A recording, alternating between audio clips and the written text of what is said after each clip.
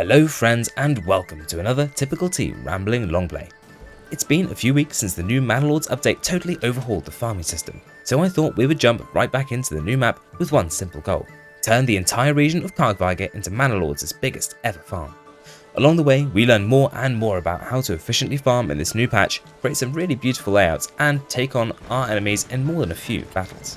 As ever, you can use the timestamps down below to navigate through the video, and do comment down below what you would like to see next on the channel. But enough of all that. Without further ado, grab yourselves a cup of tea and ramble alongside me in Manor Lords. With Helenstein secured then, I think it's time we set our sights on moving over to Kargweiger, setting up ourselves a beautiful breadbasket region absolutely filled to the brim, with lovely farms producing us barley, wheat, and all sorts of good things. But to do that, we're going to have to fight the Baron for it. So rather unusually for us, we're going to kick right off with a little bit of combat. Oh dear. We might be kicking off with a bit more combat than intended. It does appear there's a couple of brigands that may need taken care of. Well, I guess we'll smite them, and then with our mobilized forces, we shall move in on Kargweiger and take it from the Baron, so we might start populating it with some beautiful citizens of our own, and filling it to the brim with farms. We'll quickly deal with these brigands, and then we'll set on to the Baron himself. Here we are then, the Helenstein Legion is marching to battle. Not really a legion, are they? But I suppose they could be a legion. A legion of our fine liegemen. Yes, crossbows ready at the front. We're going to go and take care of a couple of brigands, and then deal with the Baron and his rabble as well. Armed with our iron helms and our gambesons, and the occasional bit of heavy armor and chainmail, I think we're well equipped to go and take care of these ruffians and claim Kargweiger, which should always have been ours from the start, as our own breadbasket to properly feed Helenstein and to grow our regional power. Right, let's speed things up and march along. Come on, men. Definitely as fast as you can go. Can't you run or something? Good gracious me. Right, where on earth have those brigands got to? They're all the way over there still. Right, let's just warp our way over there. 3, 2, 1, warp! As the brigands make their way across the bridge, I don't think they quite realise what we've got in store for them. There should be a couple of crossbow bolts coming their way very shortly, and that should just about be the end of them. Come on, men, open fire. There we go. A couple of crossbow bolts coming in. And they should be coming up against a wall of steel too. And there we have it. Let's make sure they don't bypass our lovely troops here. There we go. Couldn't do with them getting to our lovely missile troops now, could we? And they're very much broken. Fantastic. Well, not a terrible start for us down here. We'll just make sure all these chaps aren't running. And let's go and take our forces and occupy Kargweiger, so that we can get ready to turn it into our beautiful breadbasket region. Let's speed time along as our troops march over in this general direction. We may even run them over, get things done even quicker. And can we hire any mercenaries? Oh, we can hire in a few mercenaries. I suppose we ought to get them in so that the Baron can't do so.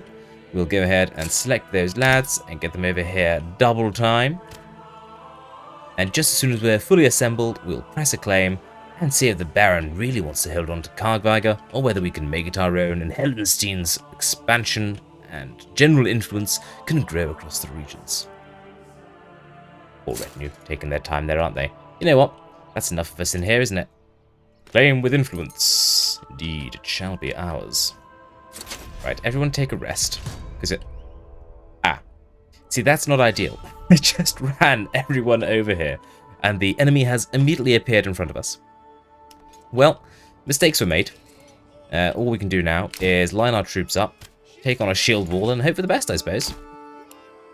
We may even get our lovely retinue over here at some stage. These chaps are a long way away. We have no gumption left whatsoever.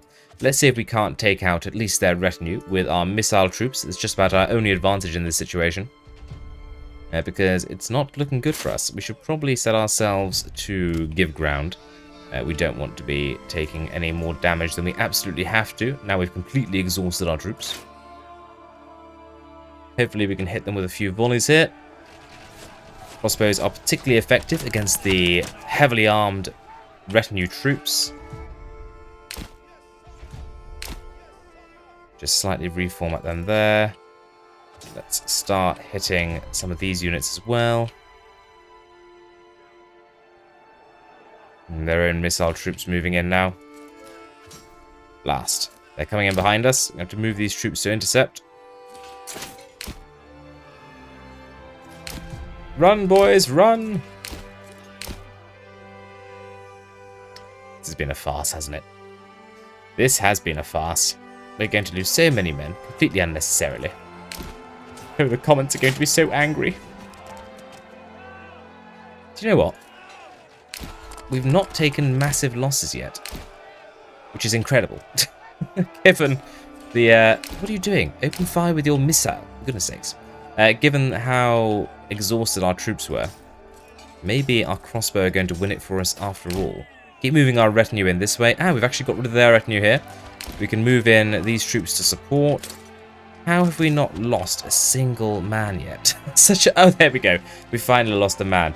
That was a complete mess of a combat. We should never have aggressed the Baron so quickly when everyone was so completely tired. But somehow, it's worked out.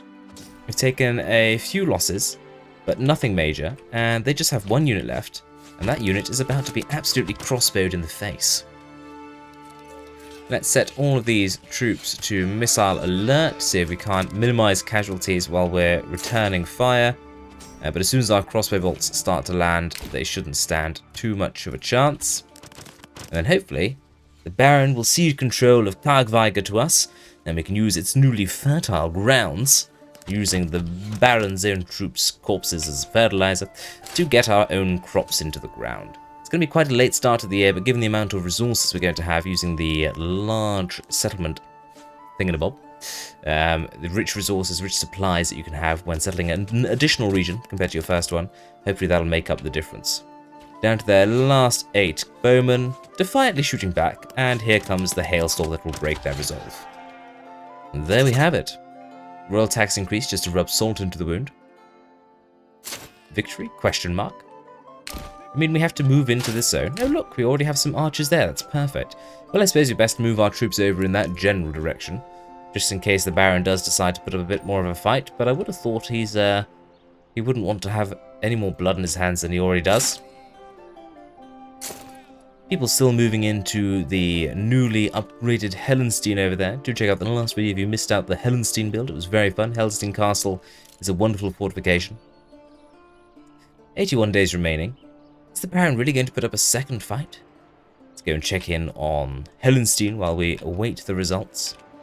A thriving metropolis with plenty of food and fuel to help them stave off any situation that might come their way.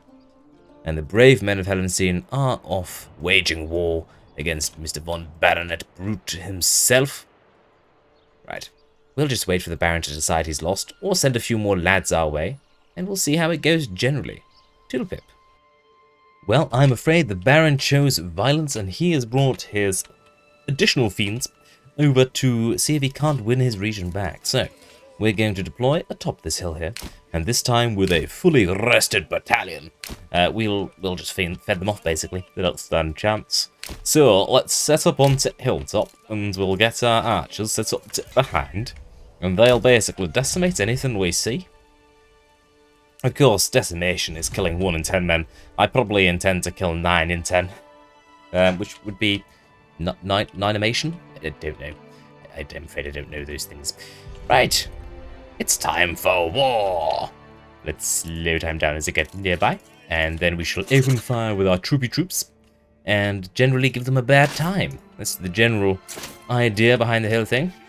Those we should probably shield wall up, and set ourselves... Ooh. Stand your ground, then.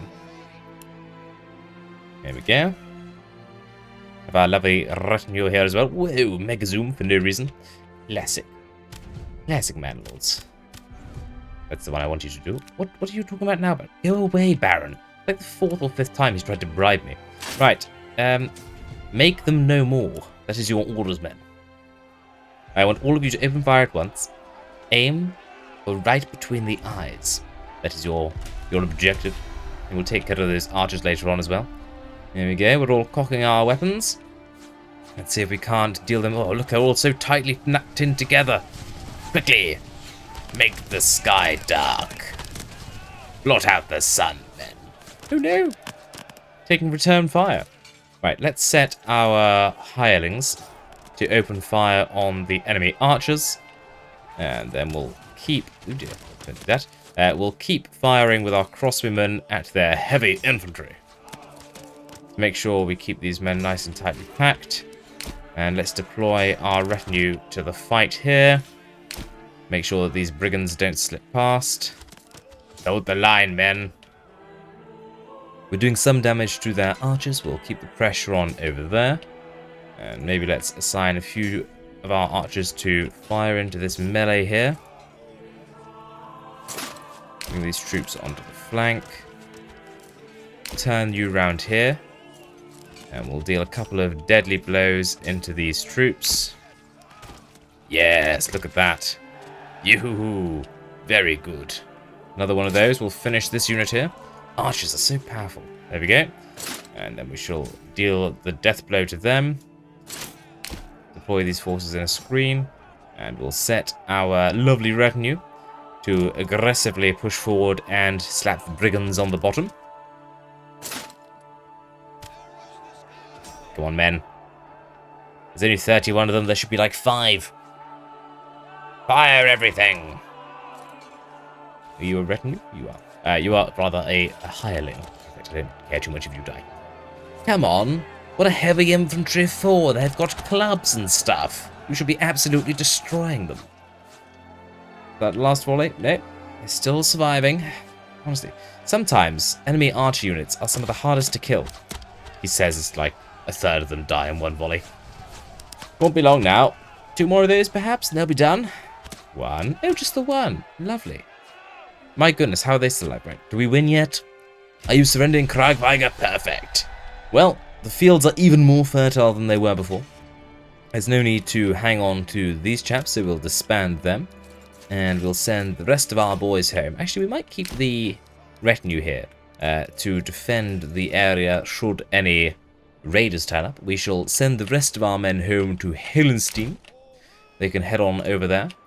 Ooh, we'll have to keep an eye on the food situation over in Helenstein. Well, it's actually fuel we need a bit more of. We'll keep an eye on that as well. But hopefully we can solve some of these problems by moving into Kargweiger and making it an absolute mega farm. That's the idea. Kargweiger is going to become one region for mega farming. The mega farm region of Kargweiger. We might have to come up with a better name than mega farm. We'll see how we get on. Okay, well, it is July. It's far too late in the year to set up a camp, for goodness sake. So why don't we speed time along, and then we will settle in after that. Maybe we could choose where we're going to set up camp right off the bat, though. So, of course, we go to administration, and we'll go to settlers camp, and let's choose where we're going to pop these bad boys. Look at elevation. There's quite a lot up here that is too high to do much farming or keep animals, and I'm thinking that can primarily be where we have our tree farms, so we can bring in lots of lumber. And this up here could be our starting region. So we could start up here potentially and inhabit this area. My general idea is to have spots of population across the entire region and then turn as much of it as physically possible into farmland. And make one large gigafarm, the gigafarm region, something like that. We're going to have to work on the name. Anyway, I think a good spot to start in that case would be up here, where we can't put any farms down anyway, or we could, but we'd have to have the farming elevation, which we might do anyway. We'll have to wait and see. But we're going to do a lot of tree planting here, so it makes sense to start reasonably near that, wouldn't it? What have we got? We've got some strong stone here, so we can sell that. A bit of iron there, it'd be useful for tools. And it looks like the stone's our main thing. So, okay, what we'll do then is we will settle our initial camp around this area here somewhere.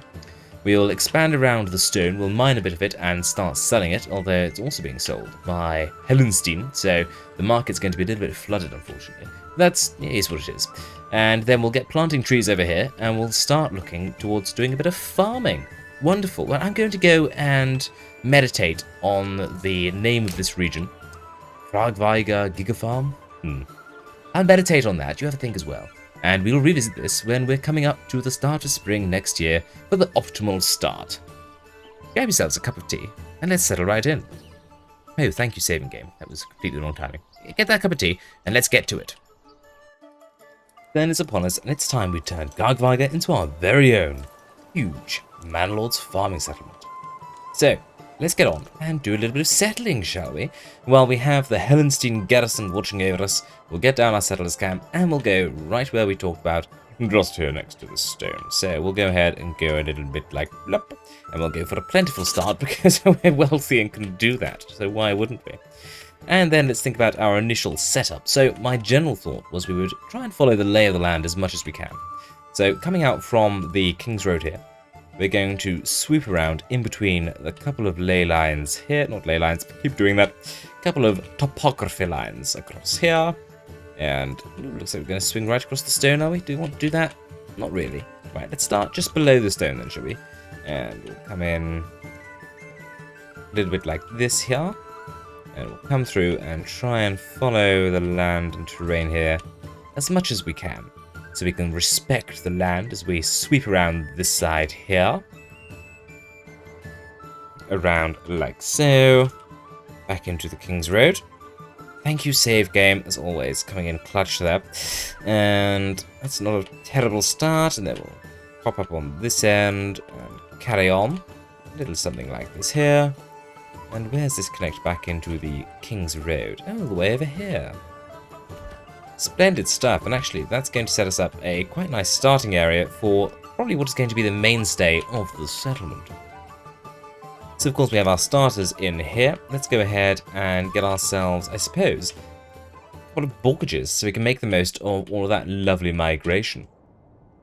We'll put these nice and close to the starting area, and to do that we might as well put them along the main road, I suppose. Or we could have a little tributary coming down this way here. The thing is, do we have houses going, this way, or do we go this way? Typical, what are you talking about? Well, what I'm talking about is whether we have the houses go front to back or side to side. What do you mean I didn't clear things up for you? Well, why don't I show you? Let's bring a little road down just like this, and then we'll take it across this line here, back up towards this little junction. And then we'll settle a couple of houses. We can either go this way, or we can go this way. Comprende? Comprende. So it'll either gently slope down as you come down the road, or the road will be more or less level, and the houses will go up with their gardens. I think that probably makes more sense. So I think we're going to do that, except we're going to have the houses, or the burgages I should be saying, facing the main road here, and we'll fill out to this space, and that should give us a couple of decent starting burgages to get ourselves a lovely few vegetables to feed ourselves, because if you hadn't noticed, the nearest source of food is all the way over there. So we'll commit to building those, and of course, we'd rather skip the most important thing, which is the hitching posts. So we'll get a number of these down, and we'll just go right in here. So we'll put a new hitching post there. We'll use some of our money to order in another ox, and then we'll get our hitching post moved. We'll set those to the highest priority, so they're done in time for when the new beasts arrive. And we'll start time going so we can make a little bit of progress on these constructions while we plan ahead. Of course, we're going to need more burgages than just that. Can we fit more into this space here? Small or otherwise. What? Some kind of triangle. Yeah, we could fit through 3 or 2 doubles. Let's go for 3 individual ones in that space there. Is there water nearby? There is indeed. Oh, I think this looks like a lovely spot for a bit of water. So we'll go ahead and put a little well down there. And then we ought to get ourselves the means to choppy tree. That comes in the form of a logging camp, I do believe. And we'll put this on this side, because this is, if we look at the elevation, the area where we're going to be growing our trees, for we cannot farm here quite so easily. Let's then get a farm, not a farm, a tree farm? I suppose a logging camp's a bit like a tree farm, isn't it? Let's set a road following the contours of the land. Contours, that's the word I was looking for earlier. Thank you, brain. A bit late in the day, but at least you got there. So we'll set a road following the contours of the map going that way. And we'll get down a logging camp, which we'll put just off here. Whoop. Just like so. And then what else is important? Well, granaries and storehouses are quite important. So we'll go ahead and put down a couple of those, and I'm sure we could get a couple across here.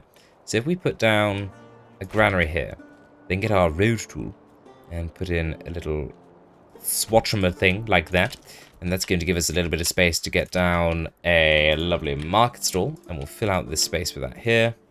Ooh, lots of stalls. Very nice. Alongside that then, we'll get ourselves a storehouse, another necessity. And that's pretty much everything we need, isn't it? Right, long play over. No, just kidding. There's so much to do. Hopefully our second ox is on the way. Let's speed time up a little bit, and let's build a temporary road connecting our starting supplies to our road network. That'll hopefully speed things up a jiffy as well. And burgages are coming together nicely. That's what we need. We need some planks, don't we? Let's get ourselves a saw pit, and we'll pop this down right near where we have our logging camp. Let's see if we can't get a little road coming out this way, like so. And that might be a good spot to get ourselves a lovely woodcutter. We'll pop you here. And leading on from the woodcutter, of course, we'll need a charcoal kiln. We haven't the supplies for it just yet, but in time, we'll get there, I'm sure. Not sure how I want the road to carry on around this area for now, so we won't expand it too much. Or will we? Maybe it would look good if we, once again, followed the contours of the land across like so. We'll curve in the end there, and that gives us a bit of space for industrialization, should we wish to do so. Well, we are swiftly getting our citizens tucked nicely inside their homes in Kargweiger. Can't wait to turn this into a mega farming region worthy of Helenstein. What a wonderful map this is going to become if we keep making progress like this in regions. We have our 2 hitching posts, we have our oxen, we have buildings going up. We ought to get a couple of families working at the logging camp before too long, so we're going to up the priority of that so we can start bringing in some additional timber. For without the timber, we're not going to be doing a whole lot more construction, are we? Looks like they're going to finish that burgage and maybe the granary before they move on to our dear logging camp here. Right, let's click my fingers and move on with a bit more construction. Thank you, Royal Tax. Wonderful timing as always. Whoop! A smidgen of rain has befallen us, but we're getting our supplies neatly tucked away inside of the granary and the storehouse now. We've got ourselves a few lumber, and we've just got the one available living space, so I'm quite keen to get a few more mortgages down. So where are we going to expand to? Well, we're very nearly done moving these starting supplies out of the way. So I think maybe we do another little road, a little something like this, kind of following the first one we built just there, going back to the King's Road here. We can then get rid of this road, connect this one across the front, and maybe we should follow the land in here as well. So we can have kind of a few different layers, and I think that still leaves us plenty of space to get on the stone node there, so that shouldn't cause us too many problems. And still a few supplies we moved out of the way, quite a few supplies, my goodness. So much to do. Well, let's maybe nick someone. I nick you, and you're going to go and work at the saw pit, and I want a surplus of 8 lumber, that seems a good idea, maybe 6. And I would like to get 50 planks, because the sooner we have planks, the sooner we can start getting some extensions put on, and the sooner we can have some vegetables and, you know, do all the good stuff like eating, which I hear is fairly popular, regardless of what region you come from. How are we going to fill this up? Are we going to do some bigger plots? We could do, couldn't we? Oh, I do quite like how that's looking. Just need those supplies moved out of the way. Do we do a couple of smaller burgages while we await that area to become free? How does the land work along here? Well, if we take a road following on from this one, and come up this way. Don't want it to be too kinky. I like it a little bit kinky, but not too kinky.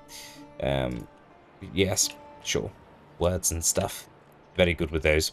We'll come to there. And once again, this is all maintained in the high elevation region? More or less, okay. So, I think there's a bit of space in here if we put a little bit of roading in. Like so. We build a couple of burgages in this space, and do we just little love path switch back in here to smooth that out a little bit, and then we'll put down a few burgages in here. We don't need quite that many, and we haven't got the goods for it anyway. 3 squat ones, and let's go for 3 more regular sized ones, I think. So maybe 1 more click over there. Okay, we'll go with that for those. And that'll give us some additional space for people to be moving in, so the sooner we get those built, the better. Have we moved all our starting supplies inside? Not quite, my goodness, right. I should have not deleted that road that was helping us get things inside quickly. Oh, there we are actually done. So as soon as you've made your way along there, dear sir, we shall delete that road. And we've got a few families moving in, so I am going to allow some market storage at this early stage. We'll get ourselves a upgrade on our storage camp there, and then the next most important thing is going to be getting ourselves a couple of vegetable gardens constructed. So we'll aim to build 3 or 4 of those to start with, because my goodness, we're a little bit jolly short on food, which is ironic given this is going to be the breadbasket of the map and our mega farming region. What money do we have? 130. We can afford to buy a whole bunch of beets, and we shall do so. because we're going to need these beets this winter if we have any hope of surviving. We'll go all the way down to maybe one more set of beets. I'm buying all beets because they're cheaper than buying any of the other vegetables. And that should leave us just enough money left over that we can build a lovely trading post and trade away some of our excess fuels. I suppose it would make sense to have this on the King's Road, so we'll pop that down just there. We'll put a little connecting road back in here. I do like it when not every road is completely straight, so that looks quite nice. We've got families free. Let's get a family working at the Woodcutter's Lodge. And we're also going to need ourselves a lovely charcoal kiln. And I suppose it would make sense to have this adjacent to our Woodcutter's Lodge. And actually that allows us to continue this road through here. Perhaps even to turn and connect in with this one. Oh, fantabulous. Almost like I planned it or something. Believe me, I didn't. Let's go to trading then, and commodities. We'll establish a trade route for charcoal. We'll export everything over 20. How does that sound? Good? Good. I'm glad you all agree. Of course, without any firewood, we're not going to make any charcoal, so maybe we'll get a second family working in there. And as soon as we have a few lumber now, or planks I should say, we'll unassign the sawbit worker, and they can go and work at the charcoal kiln just as soon as that's ready. We'll go ahead and get another couple of small vegetable gardens on here, because they never hurt anyone. Get a worker down at the charcoal kiln, see we've got another spare worker, put them in at the trading post, so that they can go ahead and start stocking up the charcoal for our export. There is yet more space for people to be moving in, but as always, there are yet more people wanting to move in. So let's go ahead and get the further expansion over here that we were talking about earlier on. How does that look? Pretty happy with how that distributes itself. I mean, that would make for a really nice orchard over there, wouldn't it? We are short a few loggies, though. Hopefully they should pop in any moment, because we're no longer producing planks, and that should free us up a few families, or a few logs rather, for construction needs. We're up to 9, shortly we'll be at 10, and then we can begin construction. We've just got the one available living space. It's quite hard to keep up. If you do keep up with the starting migration levels, sometimes it can be a bit of a challenge to keep up with the thing. A church is high on the list as well, but we've got basically no stuffs and things. So how are we going to remedy that? Well, we'll need a little bit of stone stuffs, won't we? For that, a stone gatherer camp will be very useful. We'll pop that down in this little middle space for the moment, knowing that we can move it later. And we've got a couple of families moving in that are going to need to operate that thing. That'll give us the small stone we need.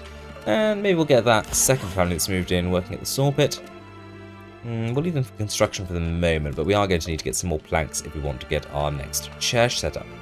How are we doing for charcoal? We're up to 19 already, and we're gathering plenty of firewood to turn into charcoal, which hopefully means we'll begin that trading before too long, and we'll be able to survive because, you know, we're down to 1 month of food, which actually is a bit worrying. Don't realistically think we're going to be doing any farming. I can't believe there are no mushrooms or anything nearby. Oh, there's mushrooms over there.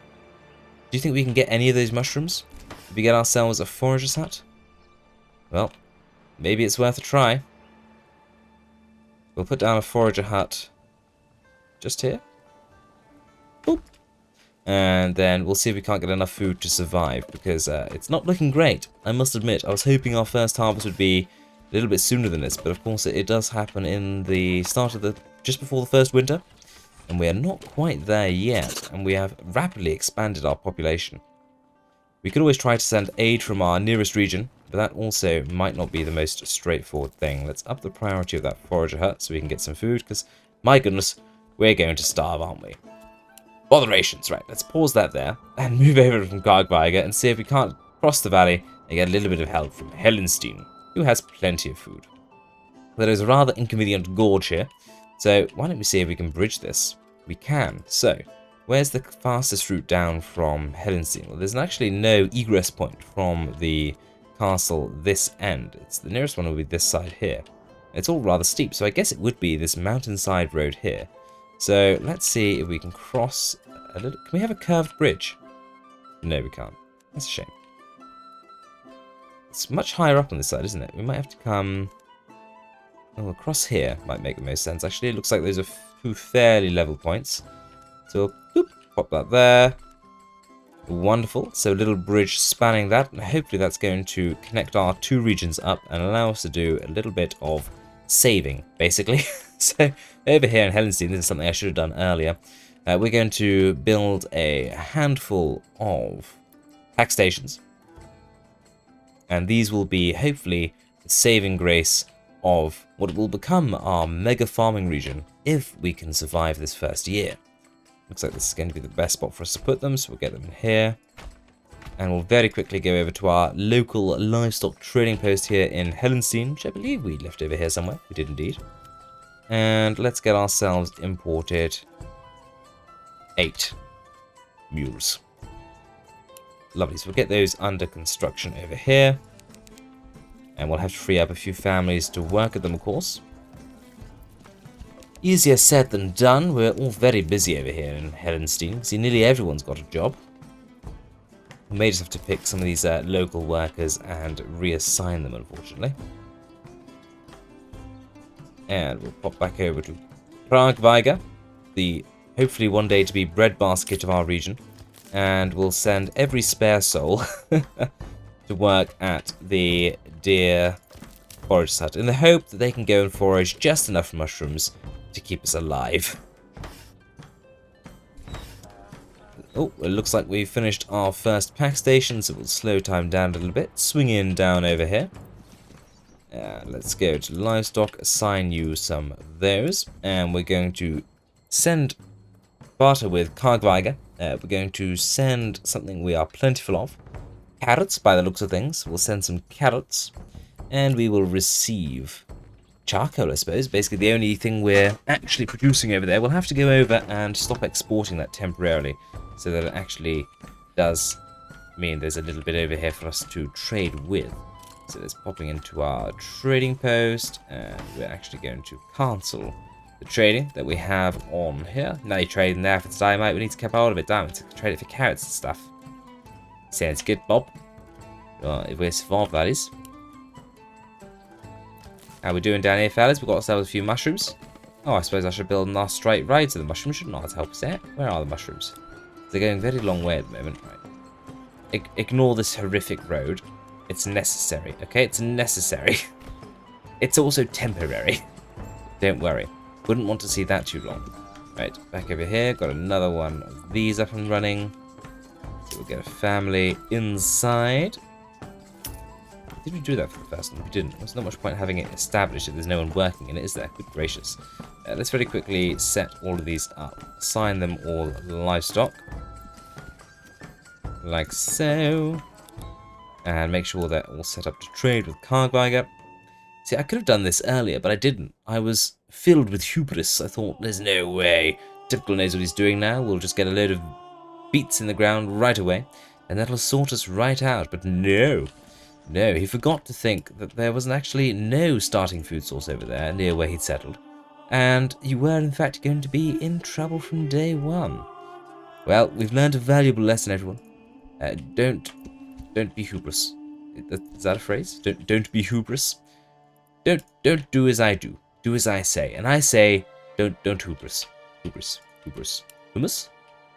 Hummus? Oh dear. It's that point of the video, everyone. It's not very far in, and Typical has lost the plot already. I've also lost charcoal, because I'm too busy talking rather than playing the game. Charcoal. There we go. Right, so hopefully the saviours of Kargweiger will be leaving Helenstein momentarily, before everyone over here starves to death, basically. That's the general hope, anyway. With our 16 coins, and our hopes and dreams. Are you all taking at least the more direct route back that I've established? Because you're going the very long way at the moment. Look, I built a highway for you. You are using the highway to come. Do you have a mushroom, sir? That could be like 7 whole mushrooms. That's more food than Kargweiger has ever seen before, apart from their starting bread. I was lulled into a false sense of security by my strong starting resource. I reckon you just sat over here smug, because they got their packed lunches they brought over from Helenstein that they won't share with anyone. Are we harvesting our own beets yet? Please, sir, may I have some beets? You're harvesting beets. Do I sniff chance at survival?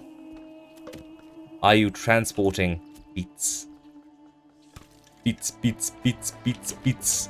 Everyone will beets into existence. Looks like they're coming out of the ground, but why are they in my pantry? Hello? I suppose, are you eating them as soon as you take them out of the ground? You're just clawing them out of the ground and stuffing them into your face. Like, I must eat beets. I'm assuming that's what's happening, because they're not making their way to the granary. Oh, oh. Oh, where are you going? Oh, we got some... We have some lovely mushrooms, and the beets are starting to come in as well. We even had a few mercy carrots arrive from Helenstein. Once again, Typical has thwarted an early death with a little bit of quick thinking and trading and terrible straight roads. Well, it was inevitable, wasn't it, really? And at least we haven't stunted our expansion too much. We're still in that first year of having plenty of resources. Let's get a family working at these stone gatherer camps. We can get a couple of stones lulled together. And then we'll have planks, timber, and stones, which of course allows us to build a lovely church. In fact, we've got a few rubble stone already. I wonder if we can get on and build that church right about now. We only have 2 accommodation spaces left, so we need to get back to building those soon. And where is our beautiful church going to be situated in this region? Well, I suppose somewhere relatively high up would make sense, although that's going to be in the forest, so maybe we should go closer to the cliff. Somewhere like this, perhaps? Sure. We'll go there. And then let's connect the roads back up. Gently cut across the region like so. We'll just have the one road going there at the moment. We may have this one lead down and go elsewhere. And do we build a temporary construction road? No, because I'll forget to delete it. We may build one there later, but we're not going to do that right now. So that's the church being got on with, and we should probably, now food has been sorted, start to think about where our next burgages are going to be located. Well, I suppose we can continue on with these ones here, couldn't we? So we'll build that out to there. Ooh, lovely. I think we're going to space apart a little bit more just to get better use of that. Back gardens for the veggies. Go like that. But of course we're going to need a few burgages that don't have veggies before too long, to make use of all sorts of other wonderful things, like animals. A bit of space in here we could use, potentially. We were going to keep that for potential industrial applications. I wonder if we have space, I think we probably do, to split this into 2 here. We take our road, and once again, what are we following, people? We're following the contours of the land. I don't know why I said it like that. All I know is that I liked it. Hope you did too. If not, terribly sorry. We have ended up taking a road across here anyway, so I think we'll then continue this one down and switch back around to our lovely church and set up a future road there. And this has given us a space here in which we can place some smaller burgages. I say smaller. Still quite large rear extensions. I wonder if we could actually get 3 ranks in here of burgages. Let's do a little experiment. How large? So I'll tell you that's basically the size. So this contour along here. That's what it's telling me there, basically. All right, we'll come round like so. Don't have to be perfect. Just needs to be good enough. Of course, good enough for me might border on obsessive, as far as some of you are concerned. But you know what? We welcome your opinions. Okay. We'll go with those in there for a start, and then maybe another granary and storehouse wouldn't go amiss in here. So we'll go for a storehouse there, granary here, maybe a connecting road in here. And then it'll give us a little bit of space to get a well down. Actually, let's put the well in this corner. And we'll put down our storehouse just here. That gives us space to have market stalls in between. Far more than we need, indeed. More stuff has been planted. We've got a few timber to our name. We've got plenty of food. In fact, we can probably go and stop worrying about all of these carrots that are being sent over. So we'll whip on over to Helenstein, and we shall unemploy a few of these, just perhaps leaving one to transport a bit of carrot food variety for the time being. I imagine as well as you get your mules, you'll be able to transport even more efficiently too. Oh, am I seeing over here that we need... Oh, we're mixing ox guides. Oh, that's fine. You'll be fine. Because you're all very busy people. Right, construction. Yes, it's going. That's for sure. Let's re-establish trade over here. So we'll go back to exporting our lovely charcoal. We still have someone working at the trading post, so that is fine. How's the church coming along? Oh, we built it already. Paying so much attention, wasn't I, to our Kargweiger settlement? Well, so far, we've done no farming. But it's to come, believe me, don't worry. If we're not just going to build a massive city, maybe we could even do some farming next year. That would be good, wouldn't it? Should we get our lovely manor down sooner rather than later? Where are we going to manor up?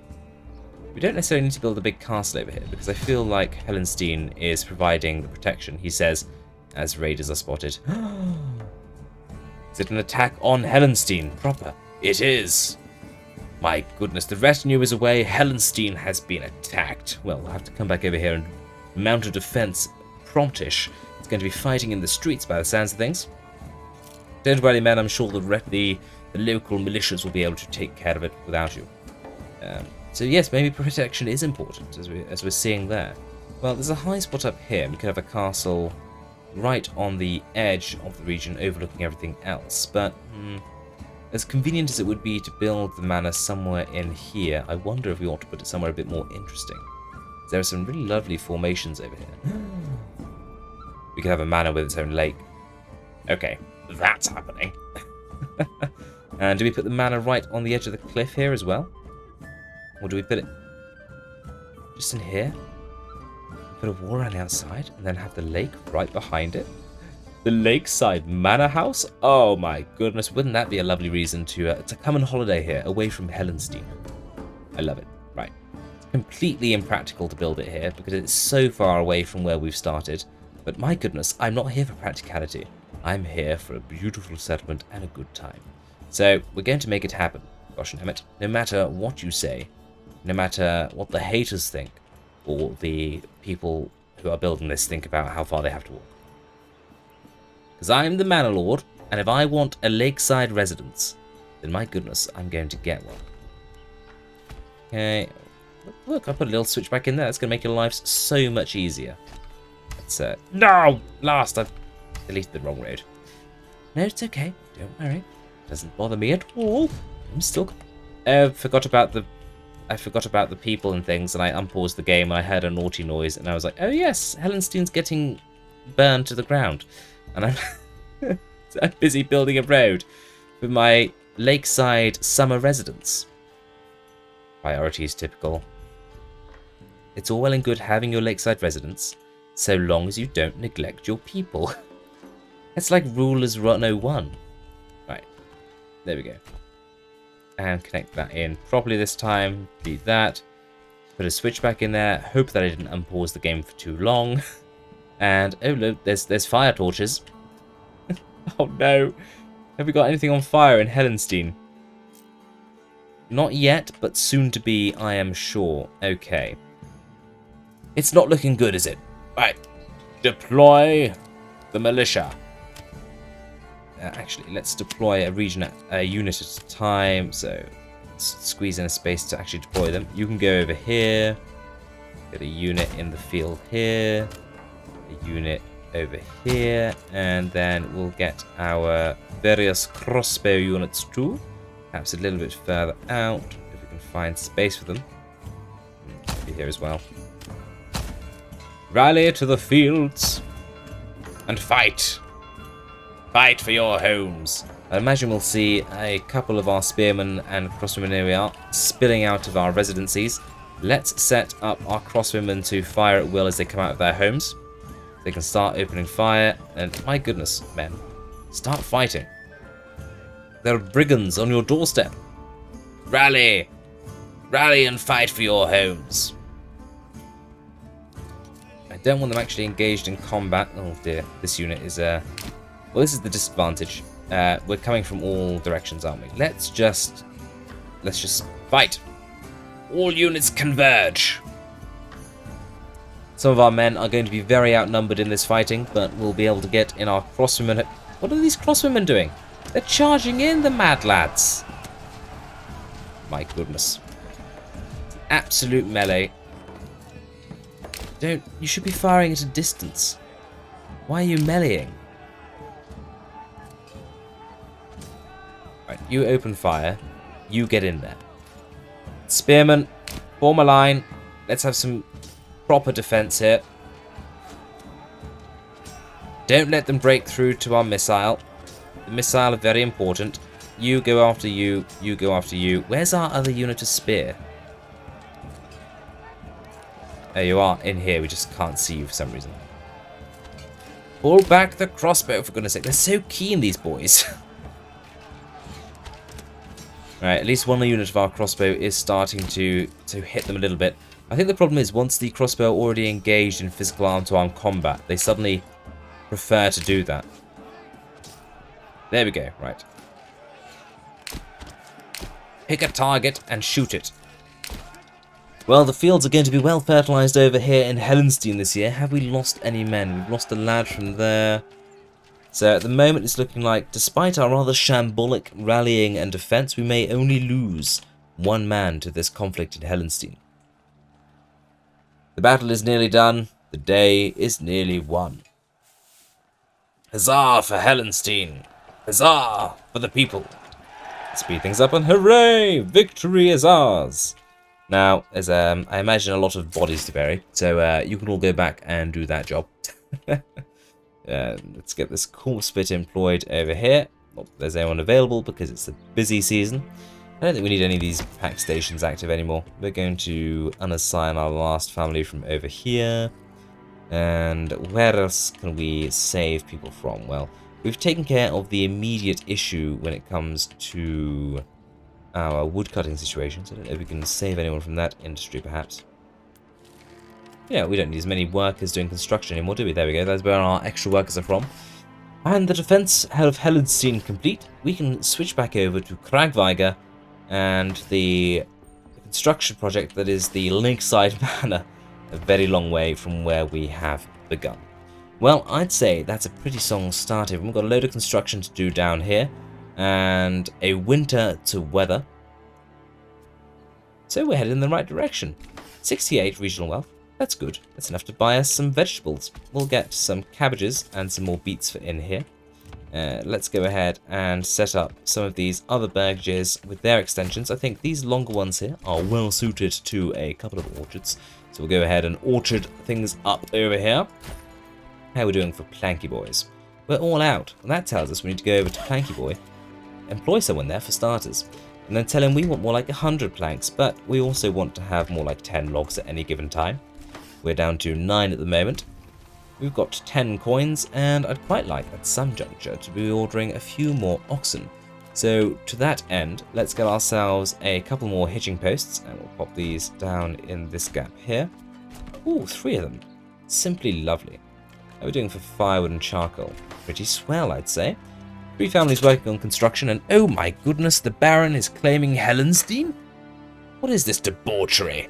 Complete silence this whole time from the Baron, then he decides to claim Helenstein. We won't have it. I'm interested to see where the battleground is. Ah, it's over here. It's a shame. I was hoping we could do it from within the castle. Well, having just fought a valiant defense against a raiding enemy party, we now need to rally our forces, with the dead still being buried from the last conflict, and defend ourselves from the fiendish Baron. There are no mercenaries available for hire. How many is the Baron bringing with him this time? 1, 2, 3, 4, 5, at least 6 enemy units. And where have they come in from? Over here, which is in Padlock, so they're a little ways away before they get to us. I hazard to guess that we have time to get our retinue home. But I don't know if we need to. I'll keep them over here, lest defense be necessary. It takes a long time to get over here, that's the problem. But we have just had a raid. We probably do have time to get them back. Right, start heading back, men. I know it'll take you forever. We'll set up our defense on the slopes over here. So we'll space out our troops in defensive shield walls. And we'll have our crossbow, as ever, behind. And I'm sure we'll be able to put up a strong fight for Helenstein as they slowly make their way over. Oh dear, crossbows. That's no good. We don't want them to have crossbows. I hope we're not making a mistake here. I mean, worst comes to worst, we can always pay them off, can't we? I think the Baron did offer to drop his claims. Oh my goodness, what is that? So this is what happens when you don't pay attention to what's happening on the map. The Baron has obviously hired in some mercenaries, and I was completely unawares. Right. Let's quickly switch around these, so we don't have our crossbow immediately ambushed. What are you doing? Get behind. Right. Everyone, open fire on this unit first, and hopefully our 3 units of spear will be able to defend. How are we doing for restless? Not too bad. Crossbow bolts are flying in. We'll need to take care of these troops before the Baron brings over his main forces. Looks like we've got a bit of time. In fact, those over there might be the mercenaries. These are probably his main forces over here. Which begs the question, where's his retinue? Concerning. I don't like it when I don't know where they are. I'm glad we are bringing our retinue home. What are these ships doing over here? They're completely thwarted by the market stalls. Perfect. I had no idea that that would thwart them. Right, let's... Oh, I'm making swift work of this. Fortunately, with that unit not even having moved in. Let's move this line here to defend very quickly our crossbow from the incoming charge of brigands. Pull our men back here, and actually let's open up fire on the enemy archers. We'll keep 1 unit here as a blocking force should they decide to move in, and then we'll rotate round our other spear boys to the rear of these brigands. Let's set up our crossbowmen to spread out so we don't need to take needless casualties from the fire coming in. Oh, look at that! 3 whole volleys landed at once there, and we absolutely spotted their bottoms. Okay, right, well, we've seen off the initial raid there. Oh, victory is ours. Fantastic. Right, everyone go home. Retinue, you can go and stay over here for the defense. Sorry, you literally just got down to the valley, and you and I are going to need to walk back up. Terribly sorry about that. And my goodness, is there going to be a lot of bodies to bury in Helenstein. From a peaceful region, it's suddenly seen a whole lot of war, hasn't it? Well, I'm surprised the Baron did eventually come for us, but he did eventually come for us. Let's get another family there to make sure that our stone church doesn't collapse, because that would be calamitous in the extreme. How are we doing for tools? We've got a tool problem. Where are my tools? I've got 30 tools. We could probably do with more than 30 tools, couldn't we? Where is my tool boy? You over here somewhere, do I recall? In here? Hello, tool boy. I think I had a tool boy. There's my tool boy. How are we doing, friend? Let's go and set you a limit of more like 500 tools. Sounds more like it, doesn't it? I don't think 30 is quite enough to take care of everything. Anyway, from the scarred battlefield that is Helenstein, we'll get back over here. What were we doing, everyone? Well, we were just planting orchards, weren't we? And we were going to put down some lovely veggie patches as well. But we do appear to be a little bit resource-starved. Let's get 2 more families working at the long camp, see if we can't speed things up there.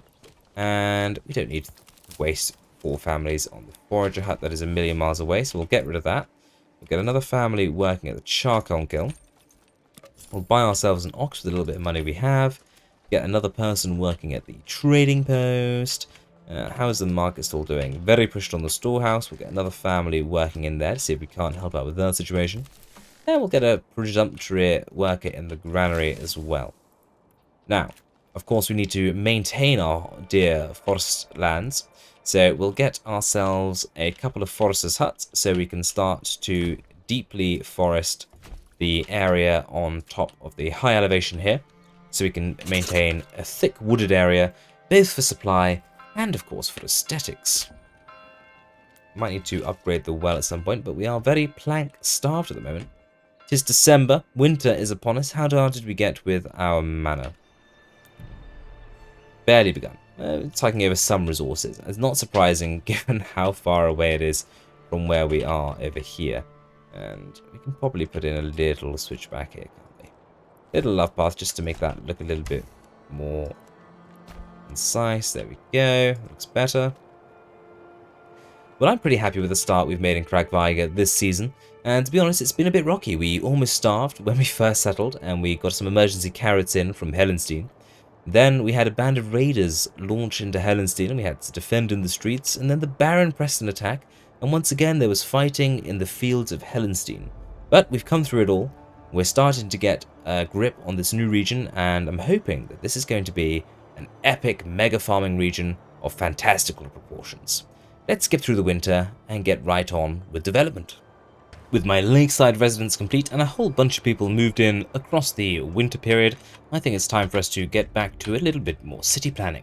So we're at the 10th of January, and my goodness, do we have a lot of work to do. Only 4 burgages available for whence people to move into, so we need to get a few more of those down fairly sharpish. And over here, of course, we need to get down a whole mix of veggies and possibly a few orchards as well. Although, actually, I think these over here being for orchards is going to do a good enough job for us for the time being. Looks like our lovely foresters' huts have also been completed, so we're going to go into these actually. And we'll set up a seasonal rotation. We want you to basically forest this entire area, please. We'll give them a reasonably large area to work in, but not too ridiculously large. I'll put that one to that size there, and actually maybe we'll make this one a bit smaller. That's about right. Looks good, and we'll also assign you some families for the rest of the year round. And we've got 150 finances, so we can probably afford to go ahead and buy ourselves a handful of cabbages and carrots. And there we go. Could put an extension on, but I'd rather avoid doing that if we can, because I want every family to have a usable rear expansion space. We have these in here, obviously, so I think probably an expansion in this area would make more sense. We'll get a family working at this storehouse, because it's looking a little pressed over here. And how do we want our burgages over here to look? I think we just want to keep cranking them in the same way that we have been doing so already. Okay, so get those in there. And then can we just fill out to the edge here? We can. Lovely, to complete another row, and that's going to give us a whole bunch of additional living spaces. Now, I think it's about time we started to consider a little bit of farming. So, obviously, I say obviously, but the Kargweiger mega farm. So, this area roughly here is what we're thinking of for our main population accommodations in this area and trees up here. So we want to fill all down here with farms. So maybe, look how far away the manor is over by the lake. Anyway, well, in fact, let's get rid of this horrendous straight road. There we go. Looks a little nicer already. I think we ought to start our farming in this clearing over here. And then we can slowly clear out to the cliffs as well, while we have our lovely foresters. I'm actually going to put 2 families at each of these. I really want to make sure that we get this area nicely forested, ready for when we are through chopping down all the trees over here. And where is our starting log camp? It's in here. Maybe it might be worth moving that out in this direction over here, but we'll see how they get on for the time being. Any hoozles. Keep getting so distracted. What it will actually do now, as opposed to get straighting on. Typical. Well done, sir. Such exemplary language. Rather than getting straight on with farming, which we will get to shortly, don't worry, perhaps we should get in a little bit of quarrying. So, hoping we can fit 4 quarries in here. 1. And I've already failed. Okay, let's try that again. Maybe we should turn off snapping for these purposes. So, get down here as far as we can. 1 here? I should have measured this out. Well, do we need 4? No, not really. Probably not. And can we get 3 at least? Is there any other way that we can configure these? Let's just pause the game so these don't get constructed and we get a whole bunch of resources sat in our way. We can always move this bottom road down a little bit, I suppose. That might be what we need to do. 1, 2, no, not space for them either. Okay. Right, so 1 there. We can get a second here at least, okay. Okay, like it's working with me, Right, so our second one. There.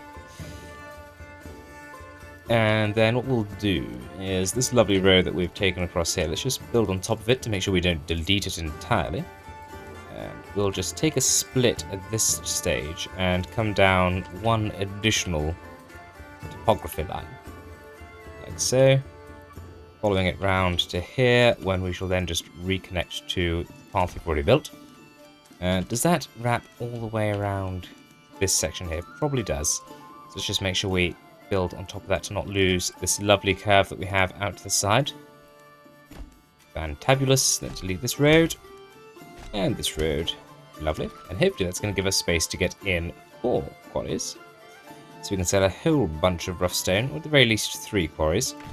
there. Oh yes, 4 will be fine. Grand. We'll then connect these up to the road network. Like so, down there. And the other two obviously connected up there. Right, so we get those under construction. And then farming. Let's finally look at fertility. So rye, it looks basically great everywhere. Wheat, good round the manor, not so good on the slopes here, but quite good down here. Don't know if we can get a path down here. Might have to do a little zigzag down here.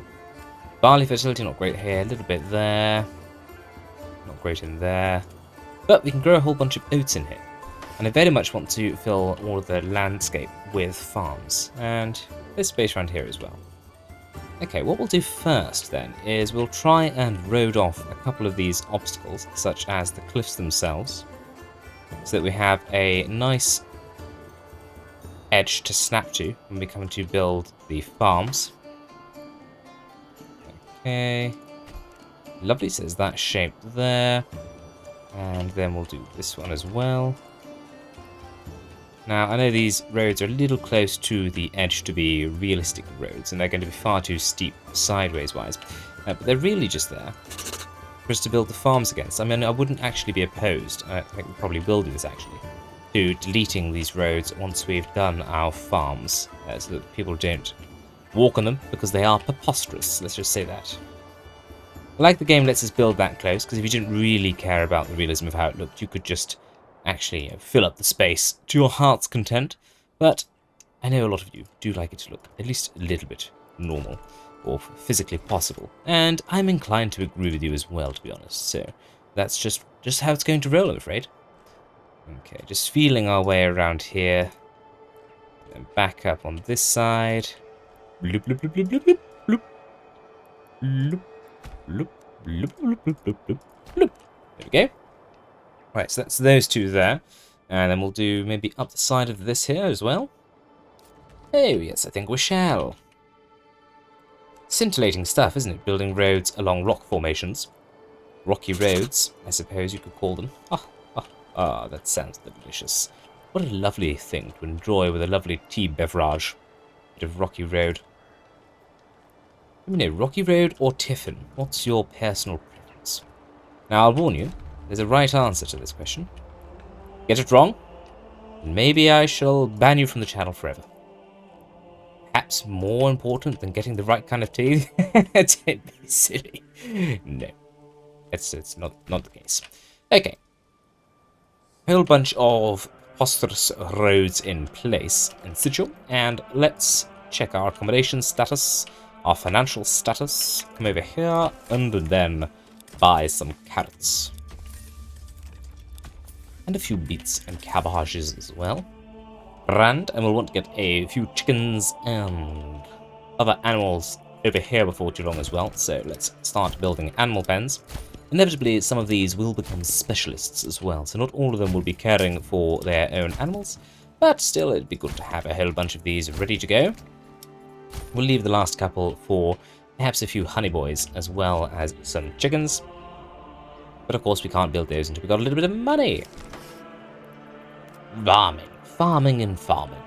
We want the farm buildings relatively close to where we have the farms, obviously. And I think that perhaps, let's turn on snapping, the outside of this road, kind of overlooking down here would be a good spot. So let's get 1 and 2 down there, maybe even 3. Yes, 3 farms. And they can handle basically all of the farming that goes on down here. Now, I'm very sorry, everyone. I'm about to delete a lot of trees, and I know, I should probably cut them down and make use of them. It's a bit sacrilegious to just absolutely yeet them into nothingness using our lovely farm tool, but I'm afraid it's for the greater good. It must be done. Because I can't wait forever for them to chop down the trees. Now, general premise with these farms is I want them to be reasonably small. Probably larger, on the whole, than 0.2 Morgans. But probably not larger than 0.5 Morgans. And that is going to be our governing guidance. Too steep. Oh no. Don't do this to me. Oh, Is it just when I snap to the roads? Oh. Oh, oh, oh, oh, oh, oh. Am I going to be better off not snapping everywhere? What if I do this?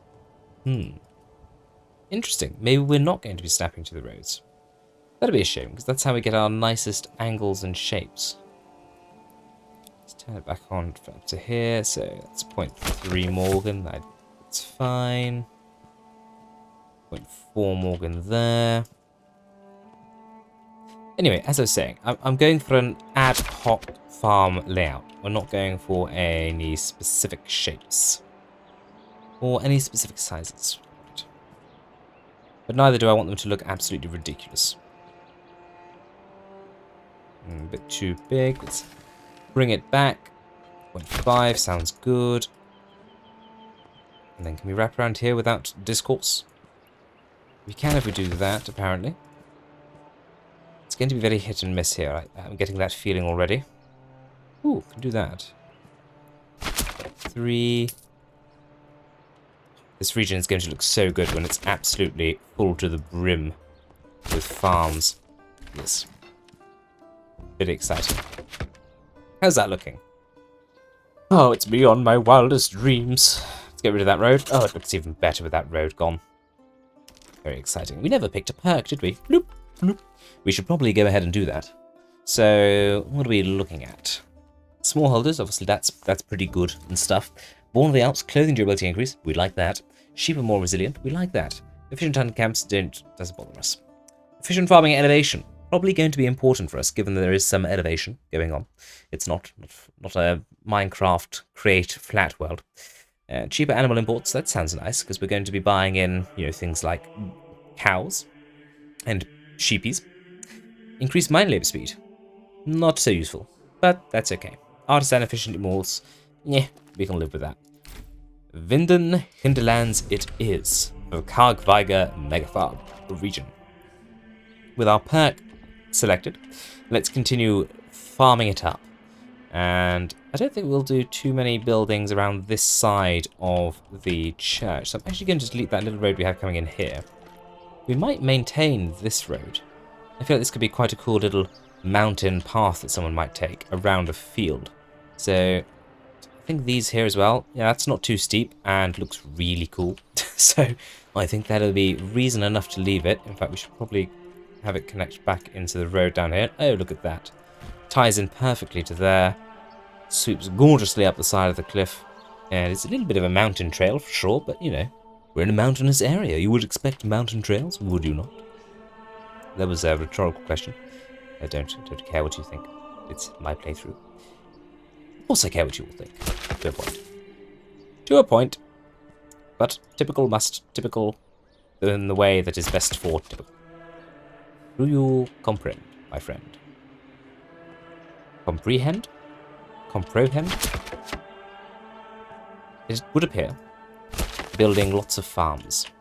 It's not good for one's sanity. I'm talking from experience here. Evidently. Can we get all the way over there? Oh, blast you. Why doesn't that happen? What a weird shaped field that's going to be. Now, we could plant a few of these this year, couldn't we? I suppose that would be a possibility. It's getting a bit steep. What are we down? 2 months of food? I mean, I know we've been expanding at a fair rate of knots, but surely. It looks like the May harvest is starting to come in, so I'm sure food will be plentiful soon. And we have all of these vegetable plots down here as well. Are people harvesting their carrots and their cabbages? Or have they only recently been planted? Well, even if they're not, then we do have them coming from over here, so hopefully that takes care of itself. Got 168 coinage. Let's upgrade that well. Let's get a couple of families working in quarries. Let's assign a family to the granary and make it a big boy. That leaves us with 2 families with which to do stuff with. We'll order an ox, build some stables, and then using our remaining finances, we will buy a handful of goats. There we go. And then we'll buy a pig too. Maybe even 2 pigs. Maybe even 3 pigs. Hopefully, the food situation starts to resolve itself. We are producing, or should be producing, a large amount of our own domestic foodstuffs. 54 beets. I think once these are harvested, it'll be fine. We'll keep an eye on it, but if it drops below 2, we'll have to readdress the problem. Now, this is getting quite steep down here, is it? Is there no way it can be done? No way this thing can be achieved? It's not looking good. Could we do part way? Yes, we could. And could we do this? We can do that. Begs the question, why can't we do this? Doesn't it? It does indeed. Just gonna keep clicking until we find something that works. Okay, well, when I say something that works, it does need to look at least a little bit okay. If we turn off snapping, can I... Yeah, we can get into there. So it's just this bit around here that we can't build anything onto. Hello, snapping. Thank you. And how far can we wrap this down? The answer is not far. Don't think it's going to let us do it at all. We'll turn off snapping. Can I get down something like that? No. It's just going to be a bold patch. We might have to live with that. Let's carry on farming the place up. So, put you down here. Real patchwork quilt. Ooh, our first 0.6 Morgan field. I'll make sure we don't do too many of those for sure. 4. No, too big. Don't want 0.7. Let's do 0.5 and then come back this way. Another 0.5, right. How's that looking? Difficult to see from the top down on the map, but I think, on the whole, I'm pretty happy with how these farms are looking. That's kind of what I was imagining this whole region looking like. A sporadic mess of trees and of farms. And actually, I really like these little trees in here. We're going to have to make sure to leave those. And I think maybe adding a few more trees in and around this area as well is going to help with the aesthetics. Trees are our friends, and I think having a few of them is going to look rather lovely. We'll keep time flying along, and let's order in some lovely plows. And then we'll see about getting a couple of hitching posts popped down over here, so we have plenty of oxen available for our farmsteads. And I think we'll turn off snapping, and we'll just see if we can come along the edge here and get a couple of ranks of 2, I reckon, evenly spaced out. So 1, 2 there, 1, 2 there, and then we'll bring a little road connecting up here, and maybe do even more. Let's go for another little road in here. Same angle of attack as last time, but this time I think we'll get 3 hitching posts in here that we can upgrade to stables. And that's going to be a whole bunch of space for a whole bunch of oxen. We'll order another one in because the time of the month has come when we can do so, with the Livestock trader being back. And we'll get these up to small stables pretty much straight away. It would also make sense for us to have a granary down here where we can store all of the local produce coming out of the farms. And perhaps we'll put that directly opposite, actually. So we'll swing in down here, pop that down there like that. And I've just noticed as I've come down here, my goodness, what a good view we have of Helenstein right across the other side of the valley. 2 monasteries in view, along with the castle itself and our clifftop home over there. So that's our main residence, and of course we can retreat over here for our summers by the lake. Fantabulous. Have we got all of those set up? We have. Obviously, haven't got that many oxen available to us yet. Let's move the retinue a little bit further out the way again. Oh my good golly gosh, there's an upgrade to be had. Let's make use of that right away. And we've got 5 available accommodations left for people to move into. We said we were going to make those largely chicken-based, didn't we? Or honey. So we might wait for a few more coins to land in our coffers before we do so. Still only at 3 months for food, but once again, once the summer harvest comes in from the beet farms, I'm sure that'll take us in the right direction. Yet more upgrades to be had, so we'll make sure to keep actioning those as and when they become available. And we'll probably fill up this space here next with people to live in burgages, before maybe expanding this way a little bit to have some burgages directly opposite the farmhouses. That would make sense, wouldn't it? In fact, maybe we'll do that first. Let's head in here and get ourselves a lovely burgage plot on level 1. And how do we want to set these up? I think they'd look lovely if they were kind of coming along this road, right where we have these cliffs. My goodness, it's quite the zoom. Let's then turn snapping back on and get a little set of corner burgers in here. Ooh. So we up our level once more and kind of carry on working our way around here. Let's go a bit further on that side. Maybe not quite that far, so we can still fit those in. Lovely. And then just a couple more in here. Come on, give me a rear garden. Okay. Let's turn off snapping just to get this sat in here how we like. There we go. And then there's a little space in here for a little road. And we'll pop this back up to the main one. Boop, just like so. And we'll get down a granary and storehouse for domestic supply here. One like that. And let's turn off snapping to get that side of the storehouse parallel with our granary here. There we go. And then we'd need a little market stall. Let's just check. There is, we can get some water in here. Perfect. We'll put that down there. And then we'll fit the market stall in here. Sure. We'll have a little road in here. And could go around this side. It's like another back access to the market. I quite like that idea. Very good. We of course need to gather a little bit of money so we can plant our first orchards as well. I believe at the moment, obviously, we are still just exporting the charcoal, which we're not going to want to do forever. Let's actually change the limit there. We want at least 100 left over. And we'll go ahead and get crafting materials and set ourselves an export on everything over 50 when it comes to rough stones. We do have a few people employed down here already. Granary, granary, granary. What are we going to allow you to store? Should we just go straight up for crafting materials and commodities? Yes, I think so.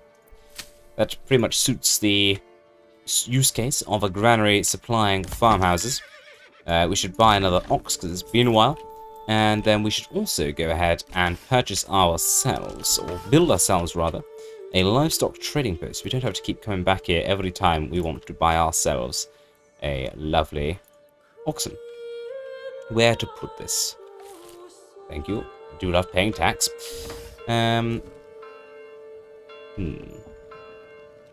Somewhere on the King's Road would make sense. Well, how about right next to our trading post? That would make the ultimate sense, wouldn't it? Let's turn off snapping, and we'll get this. We'll put them in just like this here, with a little road connecting them on. I think that'll be splendid. 11 burgages, whence people to move in, and it is September, so let's very quickly pause the game and choose a couple of fields very nearby to have crop rotation. We'll get 3 in, I think, for the time being. And we'll go oats, we'll go flax and barley. Can we go oat, flax, barley without too many repercussions? Hope so. Oat, flax, and barley. And once more oat, flax, barley. And we'll keep it to that for the first year, because I think any more than that, and we'd struggle with the number of workmen I'm going to be able to assign to actually get anything done. And I'm going to assign 1/2 of our livestock to these farms. And I'm going to assign 1/2 of our available labour to the farms. So a family to each one, and that way they should be able to guide a couple of oxen and get some ploughing done. Fantastic. Can't wait. Gonna be great. How's the market stall doing? Storehouses are a little stretched, so perhaps it's the first thing we should do over here with our new storehouse. Actually, where do you live? Not the closest, but also not the furthest away. Maybe we'll unassign you just until we have someone available who lives down here. It would make more sense for you to work at this storehouse, I do believe. We don't have a dedicated storehouse for quarries. That might be something we want to do down the line as well. But I don't think there's especially a need at the moment. Oh look, a whole bunch of ploughing going on. It's a good sign, isn't it? Hopefully get some crops in the ground this year. Not going to be a whole bunch for us to eat, but it gets us that initial kick towards animal food that we are oh so looking forward to. With that planting going on, and with enough available living space that we don't have to worry about accommodation overly for the time being, I'm wondering if we just check in with our foresters, let's see how we're getting on with reforestation. Well, everybody looks to be pretty busy planting up, so we'll assume things are heading in generally the right direction over there. we've got a little bit of money available to us, and hopefully before long we'll start exporting a little bit of stone from the quarries as well. Let's just come in over here and see if we can't order ourselves a horse. No, very nearly. It occurs to me we don't have any hitching posts over here. Let's get a couple sat in immediately behind the trading post. Just like so. 3 days now. Ooh, a little bit of money. 100 coins. Very useful. Well, we can certainly make use of that, can't we? We've had a few people moving over here, so why don't we make good on that earlier promise of some apiaries? We'll get 2 of those down. In fact, why don't we go ahead and fill in the rest of this row here with apiaries. 5 of them there, so it's going to give us the max affinity on boosting the farms and also producing a little bit of honey we can use to make some mead. We'll buy that second horse, so both families at the trading post will have one. Oh, we haven't bought one before at all. Well, that's our first horse in that case. That'll never do. No wonder we've been struggling to bring a little bit of money in. Ah, well, you can see our food situation has improved slightly, and the next harvest is now starting to come in. All is looking good. Let's buy ourselves some apples for the first, I should say, of our orchards. Nearly there on sowing on the first field, second and third are on the way. And migration, we're at +1. It would be very nice if we could get people a little bit happier. They would need some meats, animal produce, etc. for that, so hopefully that'll come in time once we have a few more families moved in looking after pigs. To that end, let's head on over here and ensconce a bunch of animal pens in these here baggages. Do that all the way across in the hopes we can make a ridiculous amount of sausage. Well, the rains are coming in October, and with the initial kind of bare bones of our settlement scouted out up here, I wonder if it's time that we just basically start spreading across the map as a disease that makes farms. We could probably start to place a couple of farmhouses as well as strategic locations. So where are we going to start? Well, this would be an obvious space here. Fill this entire area with farms.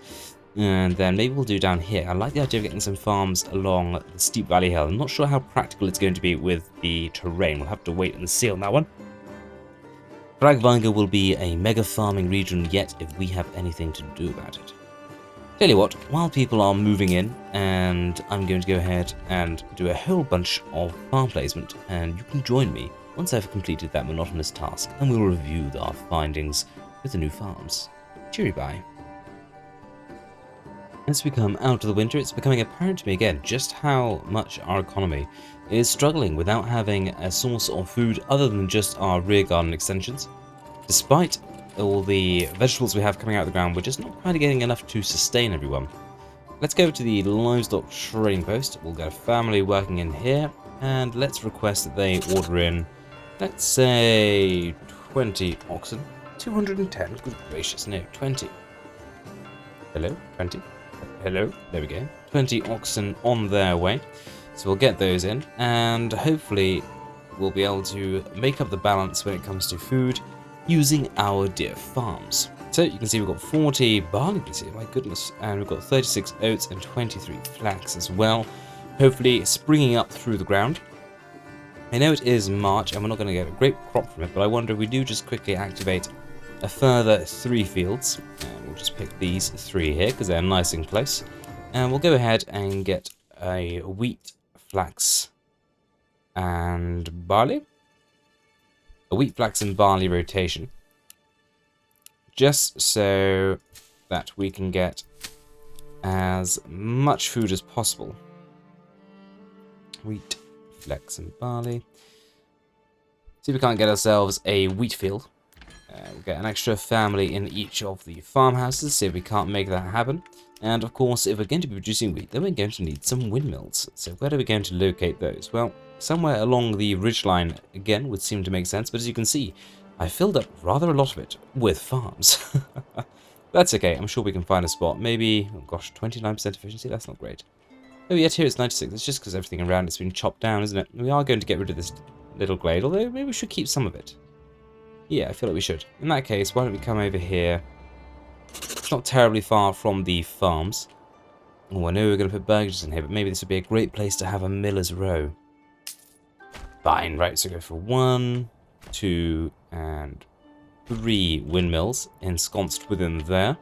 And then perhaps we'll have to find somewhere else for our burgages to go, but that's absolutely fine. We'll swing on round over to this side, and I think this is where we're going to get our next batch of farm buildings located. So we'll come along this road here, and we'll go for another 3, I think. 1, 2, 3 in there, just so that we stand a chance of making use of all these fields. We might even need more than that, to be honest. Let's go for a 4th here then, just on the corner here, and then we'll put a little road in behind all of these, and on that road we will have a whole bunch of oxen stored ready to pull the plows for the winter harvests. Just like so. Grand. And then we'll get the hitching posts just behind them. Maybe we'll go for 1 hitching post behind each. It's going to be too steep for much else anyway. And this one, in fact, is going to have to go with the others. Maybe we'll just get 2 in there, and then we'll have 2 over here. Sure. Construction materials arriving for those already, which makes me think we haven't got ourselves a construction yard yet, have we? So it'd be good to get ourselves one of them. Of course, we'll need to get a joiner set up to make us the wooden parts we need, the wooden gears we need to make those. So we're going to have to pick out someone who's level 2 burgage without any other buildings or things purchased to them just yet. And actually, maybe you would be a good choice because we've yet to buy you any animals. So just as soon as you're level 2, we will get you upgraded, and we will have within you a joiner. That is the plan. How do we get on down here? So we're going to get 11 wheat. It's not loads. And we're still only up to 4 months of food, despite clearly having had our spring harvest. Although perhaps not all of the harvest has been made yet. No, it does look like we're back into the planting and growing phase. We may need to get some emergency workers at the old mushroom hut again. I know we did delete it because it's a little bit too far away. We do actually have a road going all the way to the fish pond now. So we could potentially start to go fishing for our shoaler fish. That might be an option, especially if we are going to set up some burgages around these farmhouses, as would seem to make sense, so we have some local populace to work within them. How steep is it here? 'Tis too steep. That's fine. Well, I think this spot here might be a good location for a few burgages, although actually it does look very steep here as well. Yes, alas, I do not think we shall be doing that. Can't even get it in sideways. Great Scott, well, what are we going to do about that? I suppose this space here would be almost equally as useful. And that roughly matches with the terrain. My goodness, we've done a lot of deforestation over here, haven't we? Does look like we're actually getting a lot of trees planted back in with our rather aggressive reforestation campaign we've got going on over here. Let's maybe slightly relocate the reforestation planning zones so we make sure we do continue to plant even more trees. And then I'm tempted to follow the contours of the land, just to plan in a couple more rows of burgages. I think that's going to be a good spot there for a nice long row of burgages that we can perhaps surround with some more fields. We'll see. I know this is getting into towards the higher elevation zone. Of course, around that we'll need a supply of food and fuel. So let's maybe just put a little connecting road in here. A little something like this. We'll mimic the same on this side. A little something like that there. Ooh, quite like that actually. It's like a little hourglass shape in there. Just connect that in there, and then go ahead and get ourselves a granary and a storehouse right in the center, opposite each other. And then we will get a couple of market stalls, maybe one in the end here. And another one over here. Fantabulous. And any water to be had? There is a little bit of water to be had there. And we're down to our 3 available burgage spots, so it would seem to be a good time to get some extras put in, although I am loath to build over all of these logs we clearly have available. Let's build this through here. And this will be the rear of these burgages that we're going to build. And we'll start along here, maybe hugging the road on the left there. Oh my goodness, some larger burgage spots. I think maybe we've come a little bit too far with that road. Let's come down a little bit further, and we'll see if we'll come across this contour line here. That does seem to squeeze and compress as it goes along, doesn't it? Maybe we'll stay a little bit higher here. Little something like that there. And sweep back round on this side. Get rid of that one. Go back to the burgish tool. And then see about this. How's this looking? I'd say that's looking a fair sight better. Let's get in a little connecting road there. And we'll mimic that on this side here, I think. And build in a second bunch. Ooh, can we start from the... Is that going to make any difference if we start from this end? No. We'll go like that for these. I want them to kind of mimic the same angle we have over there. It does occur to me that we're not going to have nearly enough capacity with the one granary and storehouse we've popped down for all these burgages. So we'll get down another one at the end over here. And then we'll do the same over at this end too, just to make sure we have plenty of capacity. And those are going to be all of the burgages that will service the farms we have over here. So we'll pop in a little connecting road there, because it seemed to make sense. We'll get in some plows for these farmhouses. Let's check in on these fields over here. Things seem to be going fairly swimmingly. Let's check in with market stalls. We've not looked at those in a little while. Make sure that we have indeed got enough supply for all our various borges. I'm getting a little bit close. Let's upgrade that granary to be a large. Perhaps we ought to get a family working in one of these as well. Maybe all the general use one, because we have got a few families that moved in over here now. Still not quite there for the burgish plot upgrade for that one, so we're not going to be getting them up to the joinery just yet. But we are bringing in a fair bit of money. So let's go over here and buy in a whole bunch of apples. And I suppose we can get some quinces as well. Oh, goodness. I've quite clicked on the wrong button. Never fear, we can just pan back over here. Oh, sounded nice, didn't it? We should probably start to plan in a few more burgages for orchards, actually. Although farming is the name of the game for the Kargweiger mega farming region. But it wouldn't hurt to have a few fruits to go with our labours, would it? I don't think so, anyway. Get a few stables popped in here. And I feel like we should have a well, at least somewhere nearby, where we have our farms down here for the lovely animals. Lovely little spot just in there, so we'll get that going. Tempted to reforest a bit of this, and potentially behind here as well. That might be somewhere we can keep a few more trees. And we could definitely pop a few more in and around the edges of the fields as well.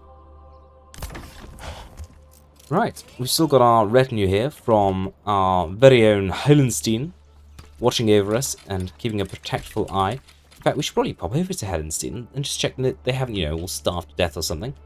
Nope, they've got plentiful supplies, and the churches here are looking absolutely resplendent. Indeed, life is bustling over in Helenstein, and we've got 259 shoes, so at some point, if we start exporting a few lovely clothes from Kargweiger breadbasket of a settlement, which I'm sure we will start to get, looking at it from this side here. Let's look back at our new settlement. Yes, it is very much as a farming outpost at this point, isn't it, with the capital here in Helenstein. We send over some clothing, then Helenstein, with its newfound supply of shoes, might actually be able to get some burgages up to level 4, which is very exciting indeed. Oh, and maybe some grains as well, and beverages. Okay, there's a few things we'll need to export from Kargweiger. I do feel it's very difficult these days to get a settlement up to, load of settlement burgages up to level 4, unless you actually have some decent farming infrastructure within that region, which is hard to do if you haven't got fertility. I must say, although I do like having one region where you can do lots of farming and another where you can't, I kind of wish that the farming fertility was more evenly distributed across different regions, so you had to figure out which part of your region needs to be the farming district, because I think it's a bit maybe unrealistic, having no fertility down here, but fertility up here, especially as that's in the low-level basin where you'd expect it to be extremely fertile. Am I thinking too much into this? Let me know in the comments below. Perhaps I'm getting carried away, and it doesn't really matter that much. We're at 3 months of food, so we're going to have to start importing food from Helenstein, unless we get on top of that situation. And as it stands, I don't see a whole bunch more food coming our way anytime particularly soon. Let's buy in a bunch of piggies over here, and maybe even a few goats, because we can. We've got the money. Buy those in. Did we finish buying in fruits for here? We did. Got veggies in there. And I imagine maybe we're already moving in over here. Or at least very soon, at any rate. We've got 5 plus 12 available. Flowers going in down there. So do we think 1, 2, 3, 4, 5, 6, 7 farms can cope with this much land to farm? I think that's got to be about right, isn't it? Maybe we're going to struggle to reach some of the ones down here because they're quite far away from both farmsteads. The only solution there really would be to get another farm down on the road here somewhere, but it's all quite steep, as you can see. Well, can we get farms here? No, which means I think we probably can get farms. That made a lot of sense, didn't it? I just said, can we get farms here? I then said no, and then I was like, that means we can get farms. Let me clarify. We can't get farm buildings there due to how steep it is, but I do think we'll be able to get farm fields. So let's go ahead and build a couple of these in behind. They do treat rather strangely around hitching posts and stables, I've noticed. So we're going to have to bubble these up a little bit and protect them with some roads. A little bit like so. And that should allow us to snap around them with our fields. Once again, trying to stick to that size of field well under a Morgan. We can get close to a Morgan, but I definitely want no field to be a Morgan or larger. I wonder what a Morgan is as a unit of measurement. Is it like a Mormon? Don't know. Interesting thought. Well, actually, it's not really, is it? It's a ridiculous thought, but still. Right, so a couple of farms in there. Again, quite keen to keep this area forested. So I think that's as far as we'll stretch those for the moment. There's plenty more spaces for baggages in here. What we could actually do... Ooh, having a brainwave here. A rare and beautiful thing. We're going to extend these 2 roads up here. Thusly. And then I'm going to build over these 2 parts of the curved road. Thusly. I'm going to delete this one. And then put in a curve much higher up. Just off of the main road. Actually, we could go all the way to the main road. I like where this idea is going. And we could have ourselves all those lovely orchards we were just talking about. And oh my goodness, wouldn't they look amazing? Boop.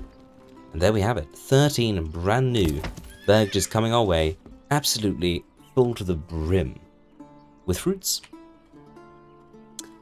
Got a little bit of timber, which is quite surprising given the amount of building we've been doing. Can we get you to level 2 yet? No, meat, animal, fish and produce still an issue despite the fact that like everyone and their mate has a pig. Still, I'm sure we'll get there in the fullness of time. How far are we getting towards harvest? Just 25 days left? My good golly gracious. Let's enable some seasonal hiring, and we want to have even more bodies available at season time? At harvest time, which happens in the autumn. It's both harvest and, of course, when we do most of our planting and ploughing. So maybe we should even have 4 families at each during that season. And down at the quarries, we have mostly a winter seasonal hiring arrangement. Perhaps we don't then have anyone working there during the autumn season, because they are required elsewhere. Yes. Like the idea of that, we'll do all of our hard work in the quarries during the winter. 8 available living spaces, 4 months of food, because we've, I'm presuming, are having another harvest from our veggie plots. And actually, looking at the number of burgages we have, and the population, which is already 131, doesn't look like a huge food-based production, does it, for that number of people? So we built our windmills, we've got those over here, but of course the windmills aren't going to be a whole lot of use to us unless we have a way to turn that flour into some delicious bread. So what we're going to do is we'll go down here and we'll get ourselves a few little bakeries, I reckon. It's like going down to a bakery and getting some food. It's just wonderful. Except I can't find some bakeries. Oh, there they are. Communal ovens. That's why I couldn't find them. They were called someone else. So we'll put down one of these behind each of our windmills, like so. And I think it would also make sense to have our malt houses here. Boop and boop. Oh, I do like that arrangement. Nothing is too tucked in, too tightly packed, but still space for everything. And we can even get ourselves a few granaries in here for supply and store of all the goods that are going to be needed in this area. And you'd almost think that's well planned. Everything seems to fit in there quite nicely without being cramped, doesn't it? Talking of fitting in nicely and being cramped, how are we doing at the marketplaces? 4 and 4, surprisingly, still keeping us pretty well equipped. We're definitely filling up a whole bunch of these stables. We'll make sure we've got enough space for all those oxen we've been ordering in. And hopefully next year we'll be able to get ourselves a handful of beautiful sheepies and cows with all the money we have from selling all our rough stone. And so, yeah. But until we have a secure knowledge that we have enough available to us in terms of animal feed, we're not going to be able to do that. Harvest is coming in. Talking of animal feed, we're not going to do any production of animal feed whatsoever unless we do make ourselves a livestock farm. Where are we going to livestock? Well, we know we actually do have an elevation area over here, but we can't do it in. Maybe this down here. Is this going to be too... Let's have a look. Let's go to pasture. Can I get pastures in here? I can. Well, I very much like that idea. Can I just make a mega pasture? How is that only space for 48? They've really made the pasture size limits much harsher than they used to be. I mean, I know it was a bit much when you could literally have tiny little strips of space, and that would be enough for, basically all of your animals. But that, for just 50 animals, does seem extreme. I think that's the way to go, though. So we'll basically turn all this space here, or at least as far as we can, into some lovely pasture zone. Too steep, I say. Too steep, you say? How about that? How about that? How about that? How about that? No. Have we come down basically as far as we can here? Or can we cheese the system and do something like this? Maybe the cheese is alive. The cheese is alive and well, friends. Yes. How far can we stretch that before the cheese does us dirty? It would be good if we came actually from where that pasture ends. We just don't want it to snap up around that road, basically, is what we're saying, isn't it? How far can I stretch that? Ooh, quite far. Okay, that'll have to do then. So we'll build that one in there, and then fill out the bottom here as best we can. Which looks like not at all. Never mind. Anything in here, perhaps?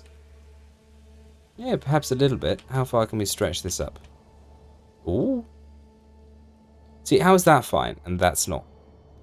Doesn't make any sense, does it?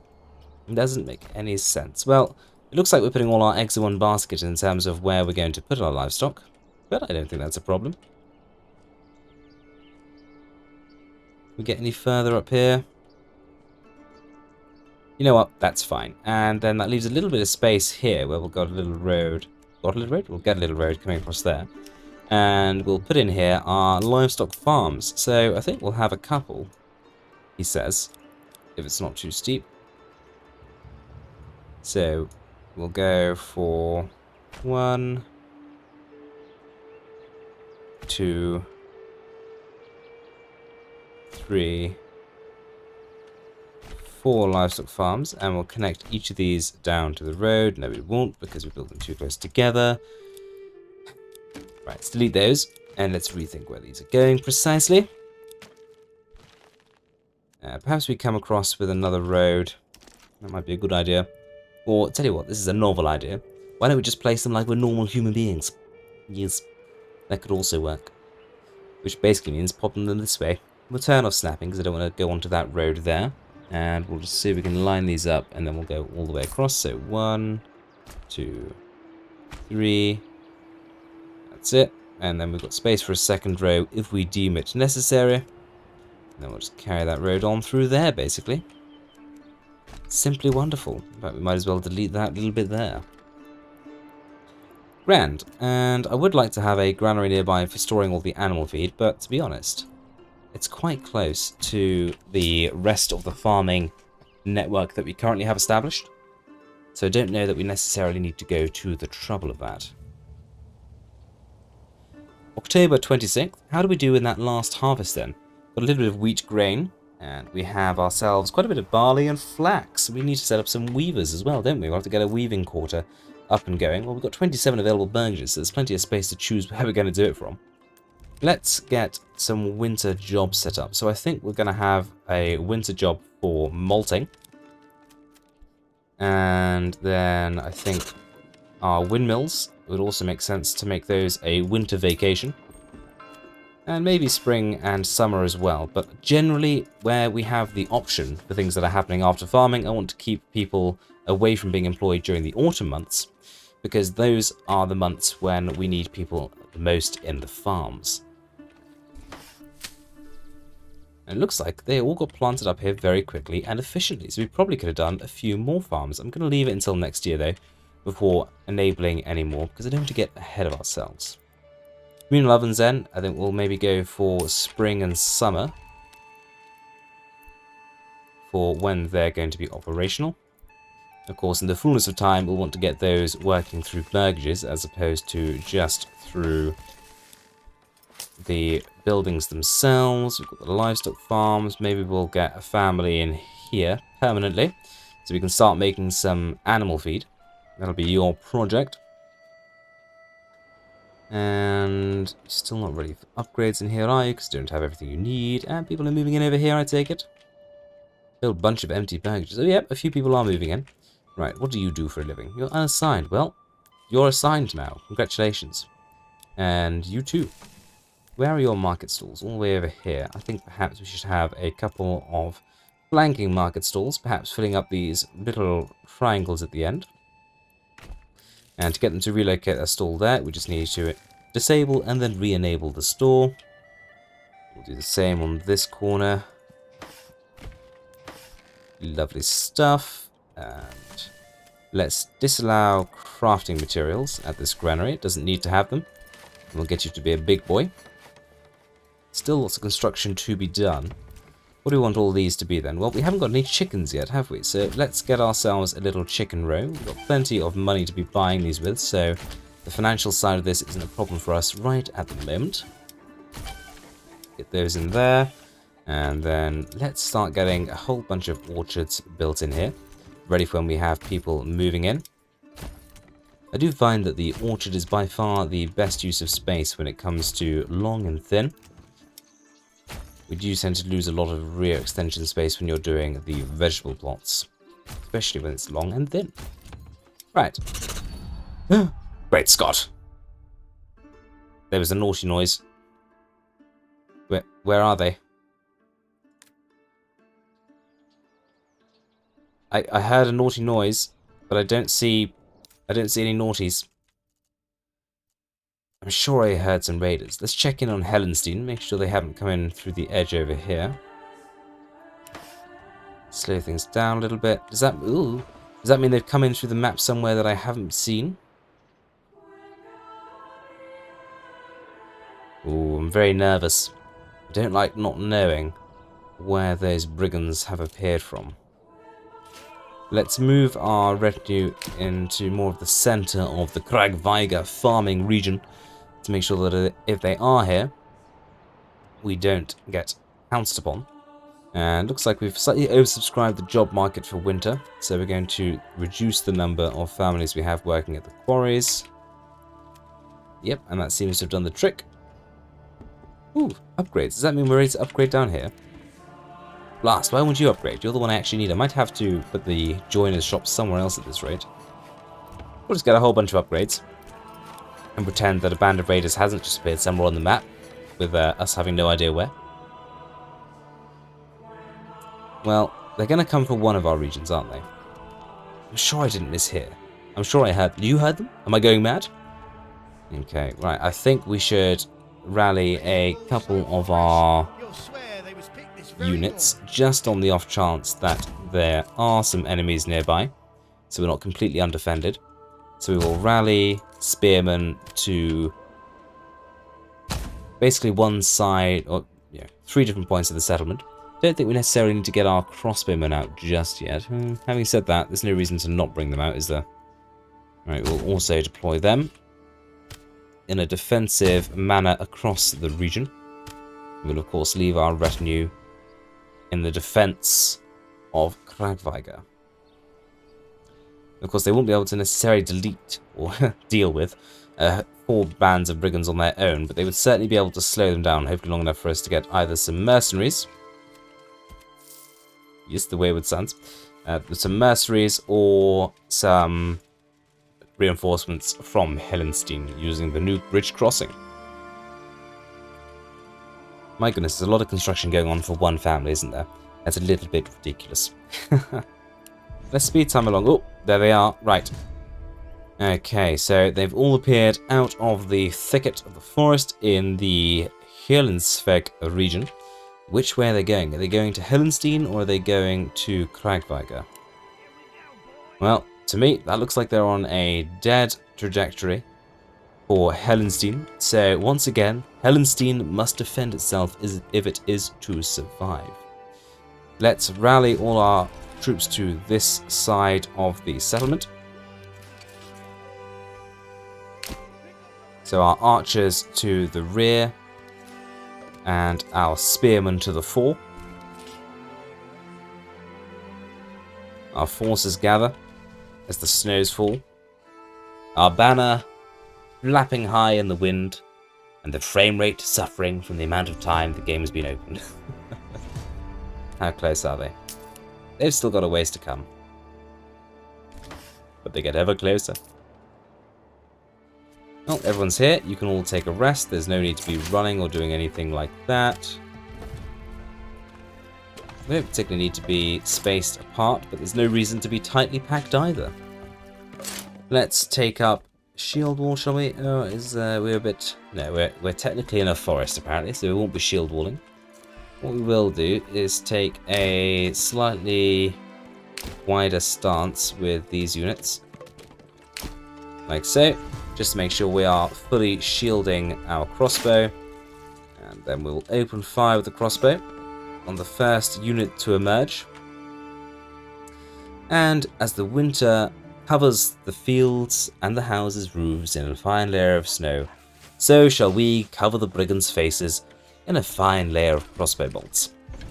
I suspect we'll break that unit before they hit our ranks. Oh, that looked very unpleasant. Yep, half of them died. And that'll break them. Yep. Right, let's target the next unit that's coming in. Like so.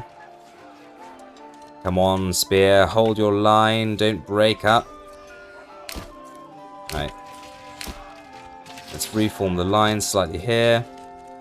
Again, we're just really making sure that we're not getting any men filtering through and getting to our crossbows, which are the most important part of our war machine.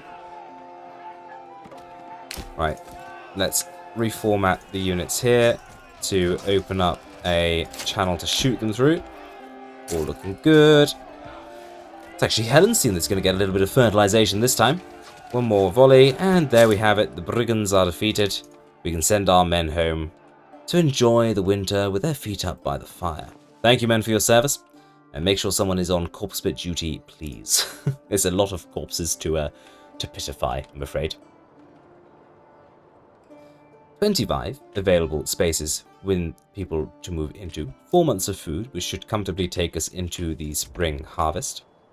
And a whole bunch of construction to be done. Now, is there anyone in here that we can easily reassign to a different profession that is level 2? Any of you level 2 down here?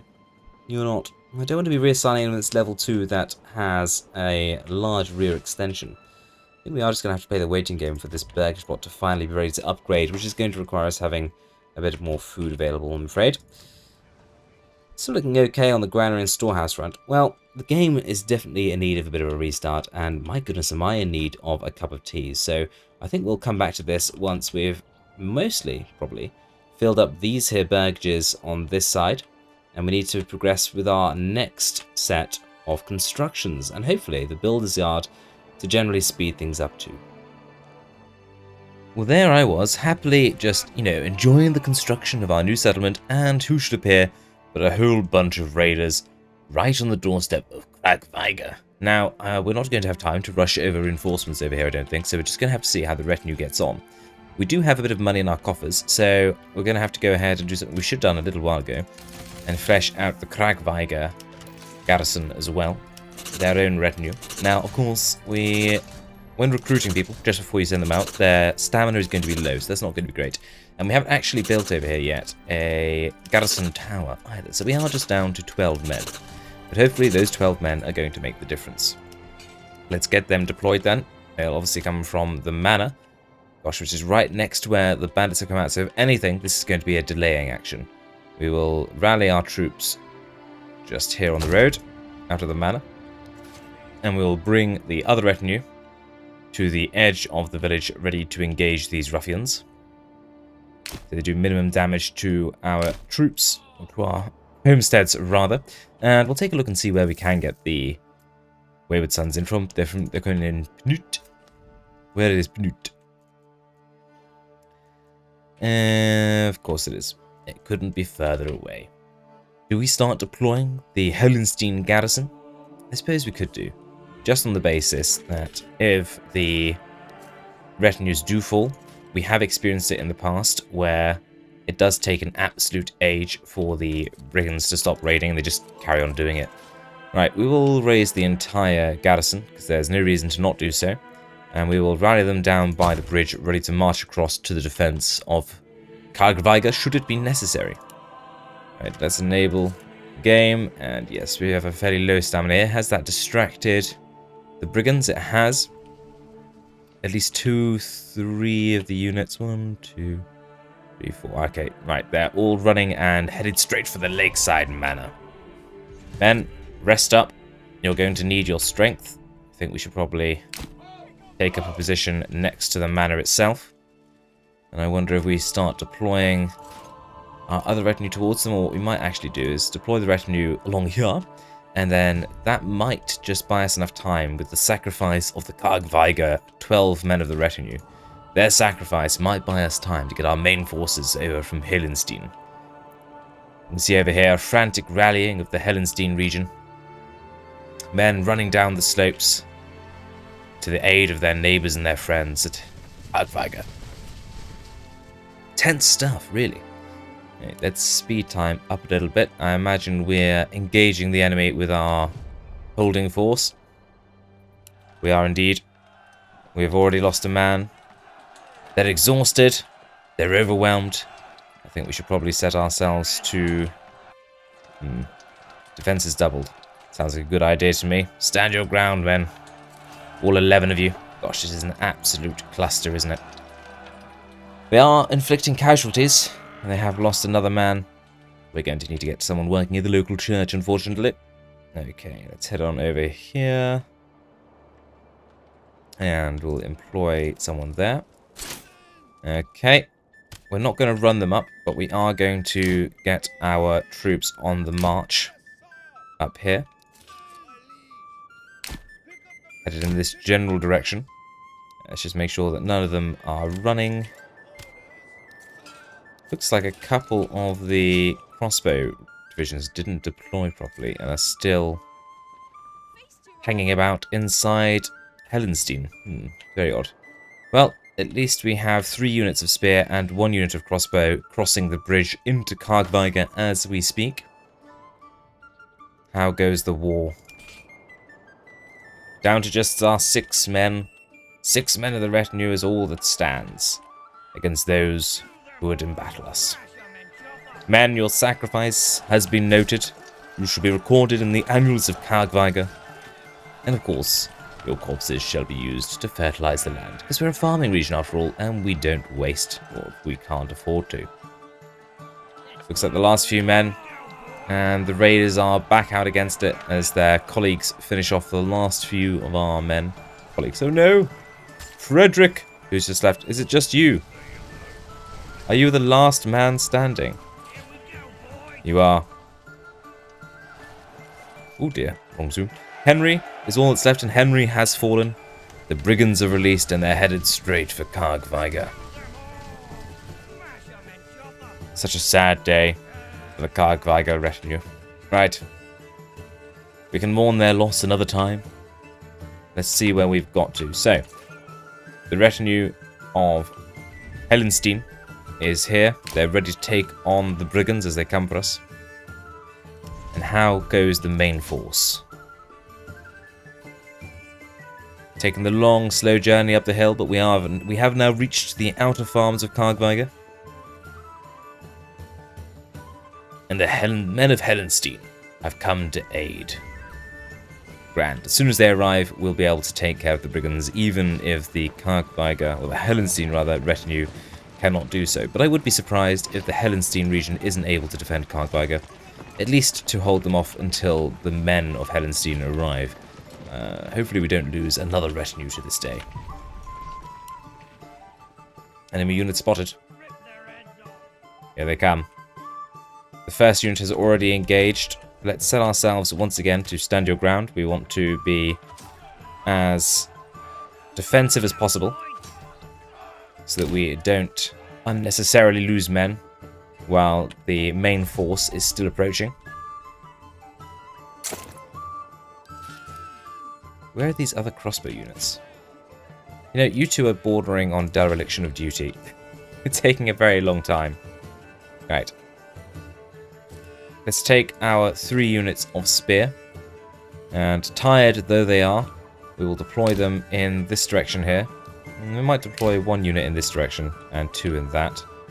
And then our 1 unit of crossbow we will deploy with this unit here.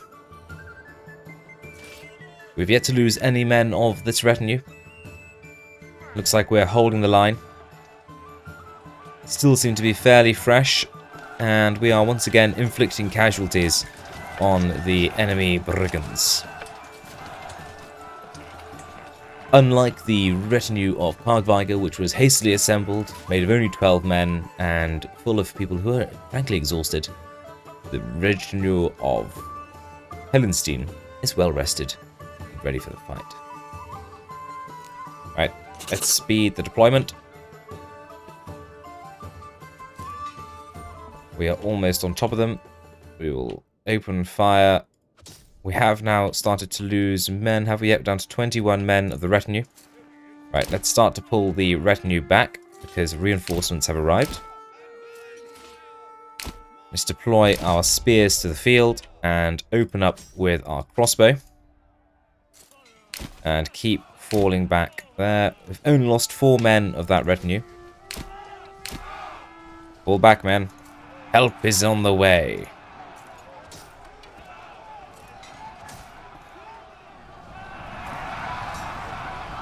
Deploying our spears. Crossbow bolts are landing upon our enemy.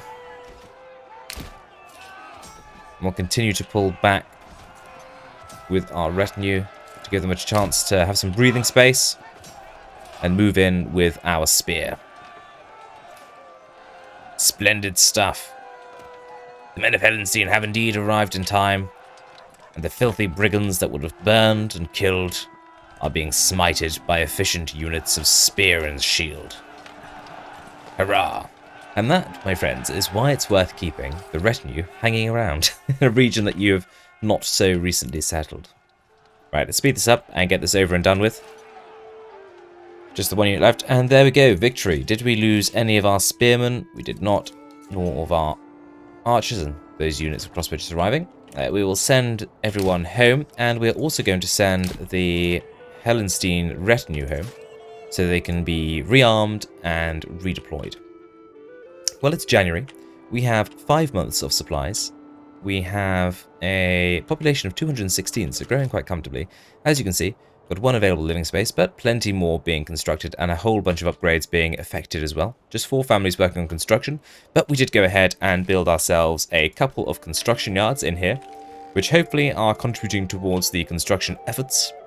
Also went ahead and did a little bit more farming, so I've activated a few of the fields over here. We've got a few of these farmhouses operational. When it comes to food, you should see, yes, we have 46 wheat bread, and we've also got some oats left over, while also still having 162 animal feed. Got a little bit of money, not loads, because we have been buying in resources, and we've also started buying in tools directly, so we always have enough of those, as well as some roof tiles, etc. And that's so that we can upgrade our wooden church to stone, in the general hope that we can keep approval up to 80%. This is actually the first time it's been at 80% so far, and get to that +2 monthly migration so we can really get Kargweiger growing so that it can become the mega farm that it deserves. A little bit cold. That's terribly sad. You've got plenty of fuel. I've also popped down a couple of extra buildings down here, houses. The general idea being for these lads that we're going to assign you, dear sirs. Hello, people.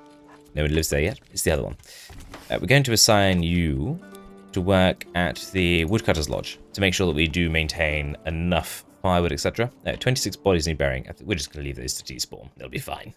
Hopefully approval doesn't drop too much as a result of that, or at least it drops only temporarily.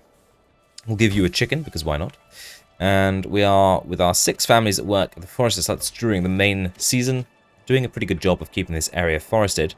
Now I say that though, this looks a little bit bare, although it does look like it's covered with trees under construction. Maybe we should get another forester down in this area. Perhaps we put them over here, the crossroads. And maybe we'll put a couple of little houses in around that. We've also got a couple of taverns distributing a reasonable amount of ale. You can see we've got 31 ale available to us. Just again to try and keep the approval ticking generally in the correct direction. Well, with February upon us and a whole bunch of upgrades and buildings being affected, what I think we'll do is we will let all of this take its course, let the church be constructed, and revisit things once we're back in the spring, and perhaps reassess just how many fields we have active, because if we can get a few more, then that would be all to the better. We also have 438 barley, so as well as a ridiculous amount of malt, we do have a couple of tavern boys. I just forgot to mention that. When I say tavern boys, I mean brewers, and we also got our joiner shop here on the end as well. So we could look to maybe replace a couple of these burgish plots down here, or maybe some of these new ones, with weavers' shops. That might be an option. Or maybe have a weaving district here adjacent to the windmill and bread production district, just on the edge here. That might be an option. Tell you what, we'll do that now, while we're still in this construction phase, and then we can let that take its course while we're off doing other things.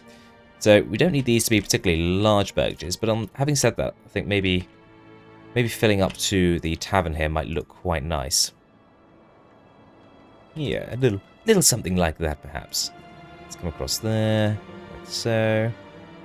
It's a shame that those two don't have rear extensions, so we're going to have to go a little... Oh dear, oh dear. Doesn't seem to quite work. We might actually have to bring this road down an extra little bit, like so.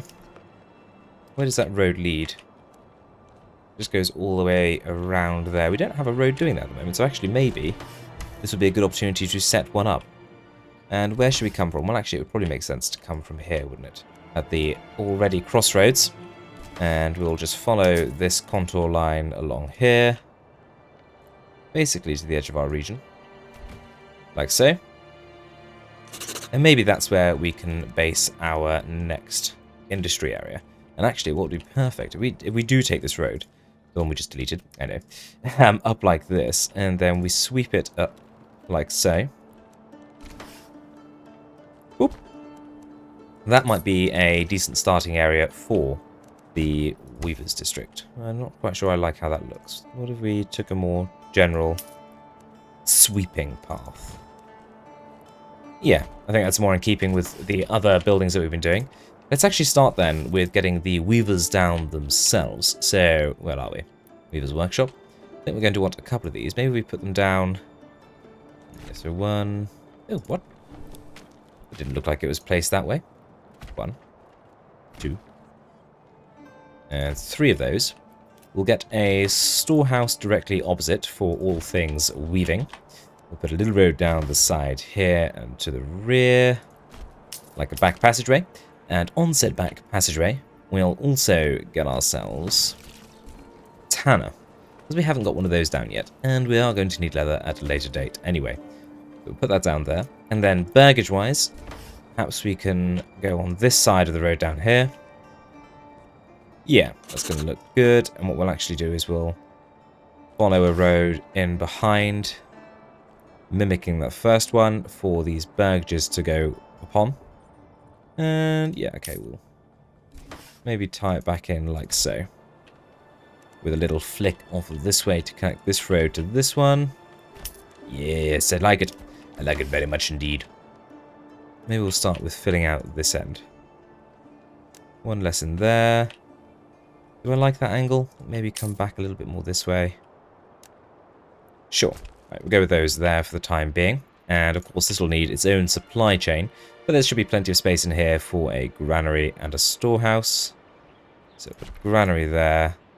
Storehouse there. We'll connect this road up so they've got a nice, quick and easy way to get to work. Just make sure that does come off the corner point here. That's better. And then we'll get down a market stall. Fitting out this area here, perhaps. Lovely stuff. And any local sources of water? Oh, looking a little bit sparse over here. Well, we'll get one down over there, because it's always good to have more. And then maybe we'll get one in here, which we can turn into a strong well. A whole bunch of burgish plots available, and because we're just keeping above that 81% approval, people are moving in much faster than we have in the past. Not enough construction materials. Well, we are going through them rather quickly, I suppose. So it'd be good to start turning some of that flax we've been growing into clothing. We could even start exporting some of it, potentially, to Helenstein. Talking of Helenstein, I believe we've got some troops to disband. Completely forgot about those. Oops. And then we'll go to the retinue. We're going to rally you. We're going to reinforce your number with the 4 men that you lost and give them 5 men. And give you some lovely armor. And then I'm afraid we are going to, once again, they've had your rest and recruitment drive, redeploy you to Kargweiger because the defense of this region is not yet secure. Talking of defense of this region, might be worth having ourselves a garrison tower, hey? Garrison tower, we'll pop that down right next to the manor for the time being before we come and do some more design over here. Lovely. And that can just continue to clog up the construction drive we've got going on. How are we getting on with the church? It's a low priority compared to some of the others, isn't it? Well, I'm really happy with how Kargweiger is coming along. It's certainly starting to flesh out. We've pretty much filled this first central hill, and I love the way the farms are coming down. I am a little bit concerned that we haven't got enough families working the farms to actually keep on top of everything here. But I mean, so far, I've not seen any crops that have been left in the ground during the winter, or rather that haven't been harvested before rotation comes around. So I think we have got more scope to push what we are doing. At rotation-wise, we have... Oh, she's got 3 families here in the spring. There is a reason for that, and that's because last spring I decided to do a load of additional planting. We don't need that now, so we can free up those families. Rather, it is during the autumn season that we need to have a larger workforce available at the farmhouses. So we'll go ahead and increase the number of each of these to 3 during that season. They should all have their livestock, indeed they do. Here comes the Helenstein retinue. There's a lot of upgrades to be had, which is fantastic, but I am going to hold off just until the rest of the construction projects are complete, because my goodness, there's a couple of them to take care of. How is the market stall coping these days? Always good to check in with that to see how things are going. Pretty stretched, rather unsurprisingly. Where have most people been moving in? Over here, at the massive curved row. I suppose Orchard Lane, this should be called. I'd love if you could name roads. That'd be fantastic. Don't think you can, don't think you'll be able to, but would be quite cool nonetheless. I think we should probably get another family working at this granary. Maybe we'll give someone to that storehouse. We'll get 3 there, get maybe 2 in there, 1 in there, and how's that fix us? Well, storehouse it looks a little better. Granaries are still a little pushed, to say the least. That's okay, we can always keep adding more to those as well. Have more people moved in over here? Yes, they have. So having more families at this granary would make sense. 2 more families there. That does seem to be starting to take care of the problem at least. Oh, the church is going up. Fantastic. Our level 2 church. I wonder if we'll have everything we need to go straight to a level 3 church. It does feel like you don't stay at level 2 for very long. I wonder if the gap in construction material requirements between 2 and 3 isn't large enough. Do you need the construction yard to build a level 2 church now? I don't know. You would have thought possibly, because you do have the crane, etc. inside, which I'm assuming is the complex building techniques that they describe in the requirements. Right, we're terribly distracted. We were talking about leaving people to move in, but then we found loads of stuff to do. Not my fault. This storehouse, for example, we need to set you up with a specific chain of what you're allowed. So you're allowed gambesons, because we may make those for sale. We're going to have a lot of flax coming, which is fantastic. Clothes and shoes, for which we'll also need linen, flax, and leather. And we'll also allow to have hides here for tanning purposes. And we don't need tools for repair here. So I think that's probably a good combination for that. It will disallow market stall and will get you constructed. And the church is complete. Indeed, we can go straight to the large church. So I think we will. Oop. We might also add another church somewhere else in this region, especially if we do expand all the way out to the edges. Perhaps we'll get a level 2 church somewhere else, just to add a little bit of variety. Money is still pouring in. How are we doing on the food front? So we don't seem to have... We could do with a few more vegetable burger spots. That's also what I'm seeing here, because we are a little low on food still as we expand the population. We are going to be more relying on bread as we go forward, I suspect. And oats, of course. Well, I'm reading here, really, that we could do with some extra pork. So let's go ahead and get a whole bunch of animal pens constructed at these latest burgages. And we'll start filling them up with pigs to hopefully get on top of the meat supply situation. As we expand more out towards the manor as well, of course, we'll be able to get ourselves some lovely fishes out of the Lord's Lake. The Lord's Lake, what a name. It's definitely what we should be calling it. Hello, can we go to Lord's Lake and do a bit of fishing? You'll have to ask the Lord's permission first. Yes. That was strange. Anyway. New Forester. Hello. You have many workers, but none in the winter and none in the autumn, because you're needed elsewhere. And we're going to set you up in this area here to make sure that we keep it all thickly forested. And where are you going? In there as well, and how busy are you? Pretty busy planting, that's for sure, and I assume you're the same. Maybe we should give you a bit of a wider area, actually. Like that. No, I wouldn't mind having a bit of forestation around these burgages. I did, unfortunately, as you can see here, delete these trees. I told you I wasn't going to, and I did. I'm sorry about that, but what I did do is then come along and do a whole bunch of tree planting in this little gap here. So hopefully we'll get some trees growing up in there before too long.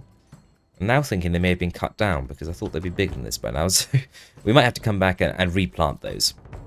Oh well, I'm sure that's doable at a later date. Let's check in with the Lord's Lake, as I am henceforth referring to it. And yes, construction very much still on the way. Not surprising given just how far away from the rest of the settlement it is presently located. 5 months of food, so it's actually fuel we're down on slightly to 4 months. We did give that additional worker to the woodcutter's lodge. Is there a bottleneck at the charcoal kiln now? Maybe a little one. So we're going to assign you to the charcoal kiln and buy you a chicken for your troubles. Order an ox, because it's always nice to order an ox. Upgrade those to stables. And we have 217 animal feed, and we have a family working at the livestock farm. Let's assign a second family to the livestock farm. And then what we will do is go to our livestock trader, located by our trading post. And we're going to ask to import a few cows and a few sheep. Not too fussed about the sheep, to be honest. We'll just get a couple of those. Because we're going to be producing lots of linen in this region, so we don't need them for the wool necessarily. What I'm more interested in is getting a whole bunch of cows. We'll start with 10 of those, so we can boost or bolster our bovine population, which is currently at 0, and see if we can't get a little bit of milk coming in from those, and potentially a little bit of meat later on as well, because as we know, they are delicious. I haven't activated this granary and storehouse yet, but that's not a problem. They probably ought to have a market stall, to be honest. Let me squeeze one of those in this little gap here.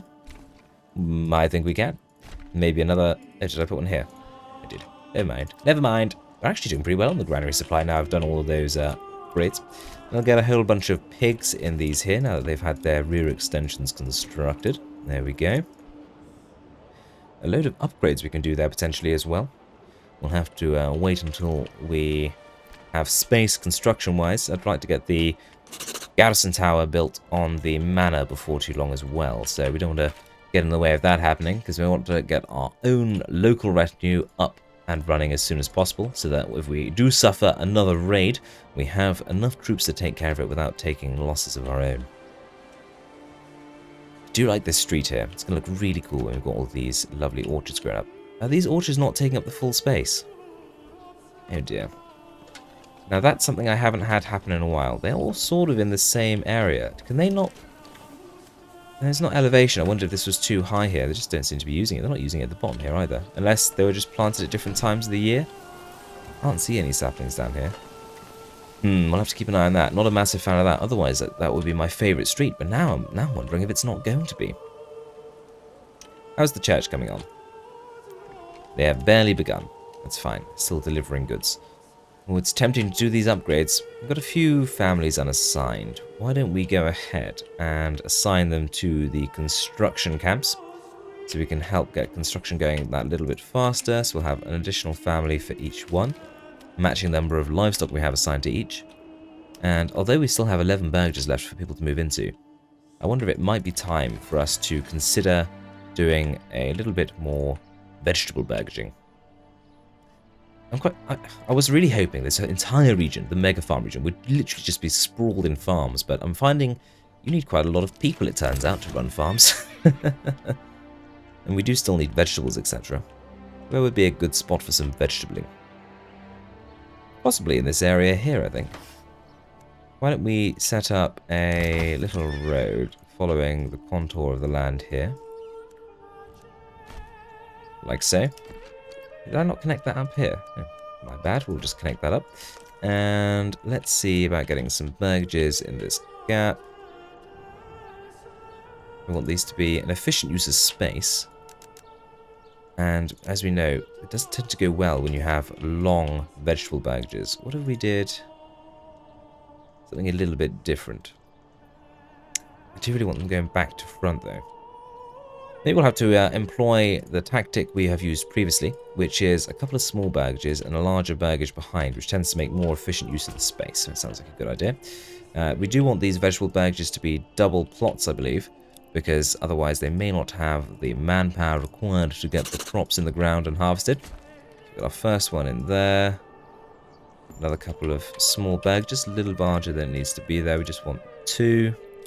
Okay, looks like we're going to have to manually turn off snapping to get this set in exactly where we want it. Close but no cigar. Let's stretch that out a little bit there. Still not enough. Shucks. Okay, that's good. Now both rear extensions.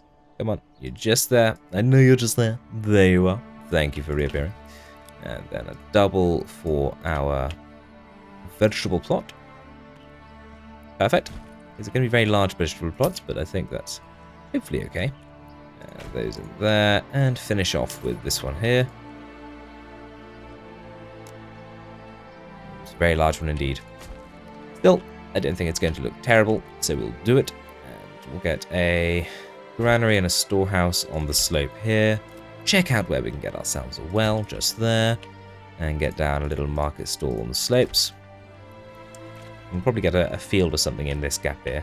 In fact, let's do that now so that we can then delete the road. We'll fill out to this space here. Grand, and out here. Grand times 2. And then this one, which will wrap around the edge. And then we'll just get some on the slope here, which I think is going to look pretty cool. Let's delete this road. Lovely stuff. Quite happy with those additional farms. Always nice to get a few more down, and we will continue to expand down this valley, hopefully pretty much all the way down to the bottom of the region. Well, that's 12 plus 7 for the number of burgages. We have dropped below 80% approval, which is very sad.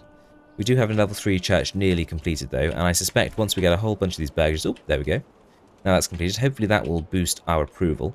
And I'm hoping that additionally, once we have these burgages here that are all currently level 1 upgraded to level 2, the bonus, or the boost that'll give us in terms of approval will get us back over that 80%. So let's embark on a little upgrade journey. Get all of these done. Hopefully that'll take care of the problem. Ooh, and we'll buy some pigs over here as well. Have any of our cows and sheep arrived? That'd be worth checking, wouldn't it? As we've moved into autumn, 3 unassigned families, and most people have been assigned to work at the farms. And yes, we've got a couple of sheep, and our first cows as well. Welcome, welcome to Kargweiger, the farming capital of the world. Let's take a look how we're getting on in the farms then. So harvest seems to be going pretty well. We have 4 families at each of these 3 farms. We have a family at each of these 2, and we have 3 families at each of these. We don't have a whole bunch of spare workers after that, so we're not going to be assigning any extras just yet. Although, with additional families moving down into the start of the valley here, the mouth of the valley, it might be we can assign a few extra to these farmhouses here. And there's a little bit more space in this central area should we decide to add some small mortgages. Things seem to be going pretty well. Once we've done this harvest, I think we will see if we can add a couple of additional fields once the next rotation starts. But I'm also quite intrigued. I'm going to watch to make sure we are actually managing to harvest everything before the end of the season. So September 14th, we've only just started autumn. The farms look half harvested down in Kargweiger, and probably maybe a third harvested over in, let's say, Kargweiger, in that area, and there's similar over here, a third harvested. So we might need some additional workers over here, but I suppose once the workers are done with these farms, they will go over to help anyway, because we haven't set up any perimeter local restrictions for how far they can work. Let's just double check. Have we expanded the Kargweiger garrison tower? We have, so we can employ a full retinue of 24 men. We'll go and give them a whole bunch of armor as well, and then we will maybe deploy them. Maybe keep, yeah, we can keep them in the manor. I don't think that's a problem. As we saw, the spawn point for enemies coming directly into Kargweiger does happen near where we have the manor, which is quite handy. Though we know we can deploy these men directly from there, and then the bandits will be forced to go and fight them rather than head for the town. Do we send home the Helenstein retinue? I think probably not. I don't think there's a reason to. Helenstein is well protected by its own garrison forces with the militias, so we can afford to maintain our other retinue over here. That way, this region is defended by 2 retinues, and Helenstein is defended by 3 units of spear and 3 units of crossbow, which is more than enough if you ask me. Nearly done with the harvesting on this side. Just a few left to go, and we've already started ploughing for next year's crops. Over here, we are mostly harvested up here. 2 fields, 3 fields, 4 fields left to do down here. And it is September 27th. I think, did we also get October for harvesting? And then November is when it switches with the fields? I'm not entirely sure. I don't know why I don't know that. It's really annoying when it rains and all your crops get damaged. Isn't there an option to prioritize bringing the goods in? Oh. So it's actually October. You only get 1 month to harvest the crops. It doesn't seem like very much at all. So is there a whole bunch of flax left in here? Did we harvest all of that flax? I don't think we did. No, we're ploughing. Okay. Right, well that tells me we definitely need to have more workers assigned at the very start of September. Let's go ahead though. I would like to activate a few more fields, and once again I think we're going to go for wheat, because bread is going to be a staple of our food here. We've not got a whole bunch at the moment, so we'll go wheat, and we'll go wheat and oats. Wheat, oat, flax. That's 2 food types. So wheat, oat, and flax, as opposed to wheat, oat, barley. Opposed to wheat, barley, flax. Wheat, so from the bottom, I'm getting terribly confused. Wheat, oat, and flax. So that's another 3 fields over here. And then I think we'll activate another 3 over here as well. And what rotation would we do over here, fertility-wise? I think wheat again. This is near where we have the breweries though, so maybe wheat, barley, flax, and also is where we have the weavers' shops. So wheat, barley, flax over here. And then we'll do a 3rd one here. Wheat, barley, flax, and maybe also this one in here. Wheat, barley, flax. Fantastical. Right, we have 4 available families. Do we have anyone at the quarries this time of year? We do not. It's very important we do have anyone that is can be made available working at the farms this time of year. So, don't have anyone with the windmills, it's fine. Livestock's just what we need. I don't really want to take people from the trading post. Back up to 80% approval, by the way, which is good. I suppose we could take from the construction yards and not do a whole bunch of construction this time of year. That might be a good option. That's going to free up 4 workers across the 2 yards. And then we can assign those 4 workers across these 4 farms. Okay, and then it leaves us with 4 unassigned workers. And I'm going to assign all but one of them at these 2 farmhouses over here to massively increase the number of people we have available and see if that makes a difference when it comes to harvest next year. All the same, but -1 cabbage, that's no good. Definitely need that extra fruit, vegetable production coming our way. So even without all that, we have managed to harvest up 160 barley. We've got 650 flax sat around, so it'd be good to get the weavers operational this year. A little bit of rye. We've got a whole bunch of oat sheaves and some wheat as well, so we can make some more bread again this year. Over here, we'll effect some upgrades at the pig burgages where people have moved in. We'll do the same up here. Most of this construction will probably actually take place in the winter once we're done with the August or the autumn harvest and planting season. So see, all our workers are currently down at the farms, and we don't have anyone employed to work at the construction camps at this time of year. The seasonal hiring is fantastic. This is what made Ostriv so good in my opinion. The seasonal hiring was really a great feature.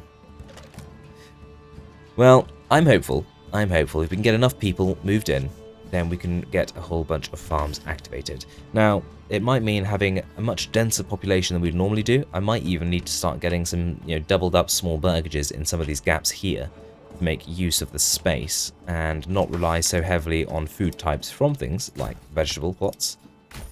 Nevertheless, we will get these 3 in here. I'm dubious about this one, whether we'll actually be able to plant the whole thing or not. So this may need revisiting. We'll have to wait and see on that one. Splendid. Let's make sure we make it all the way through with our planting then. So far, so good.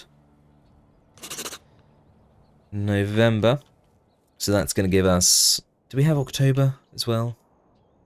October is between September and November, typical. Yes, it is, thank you. So yes, we do have the whole of November.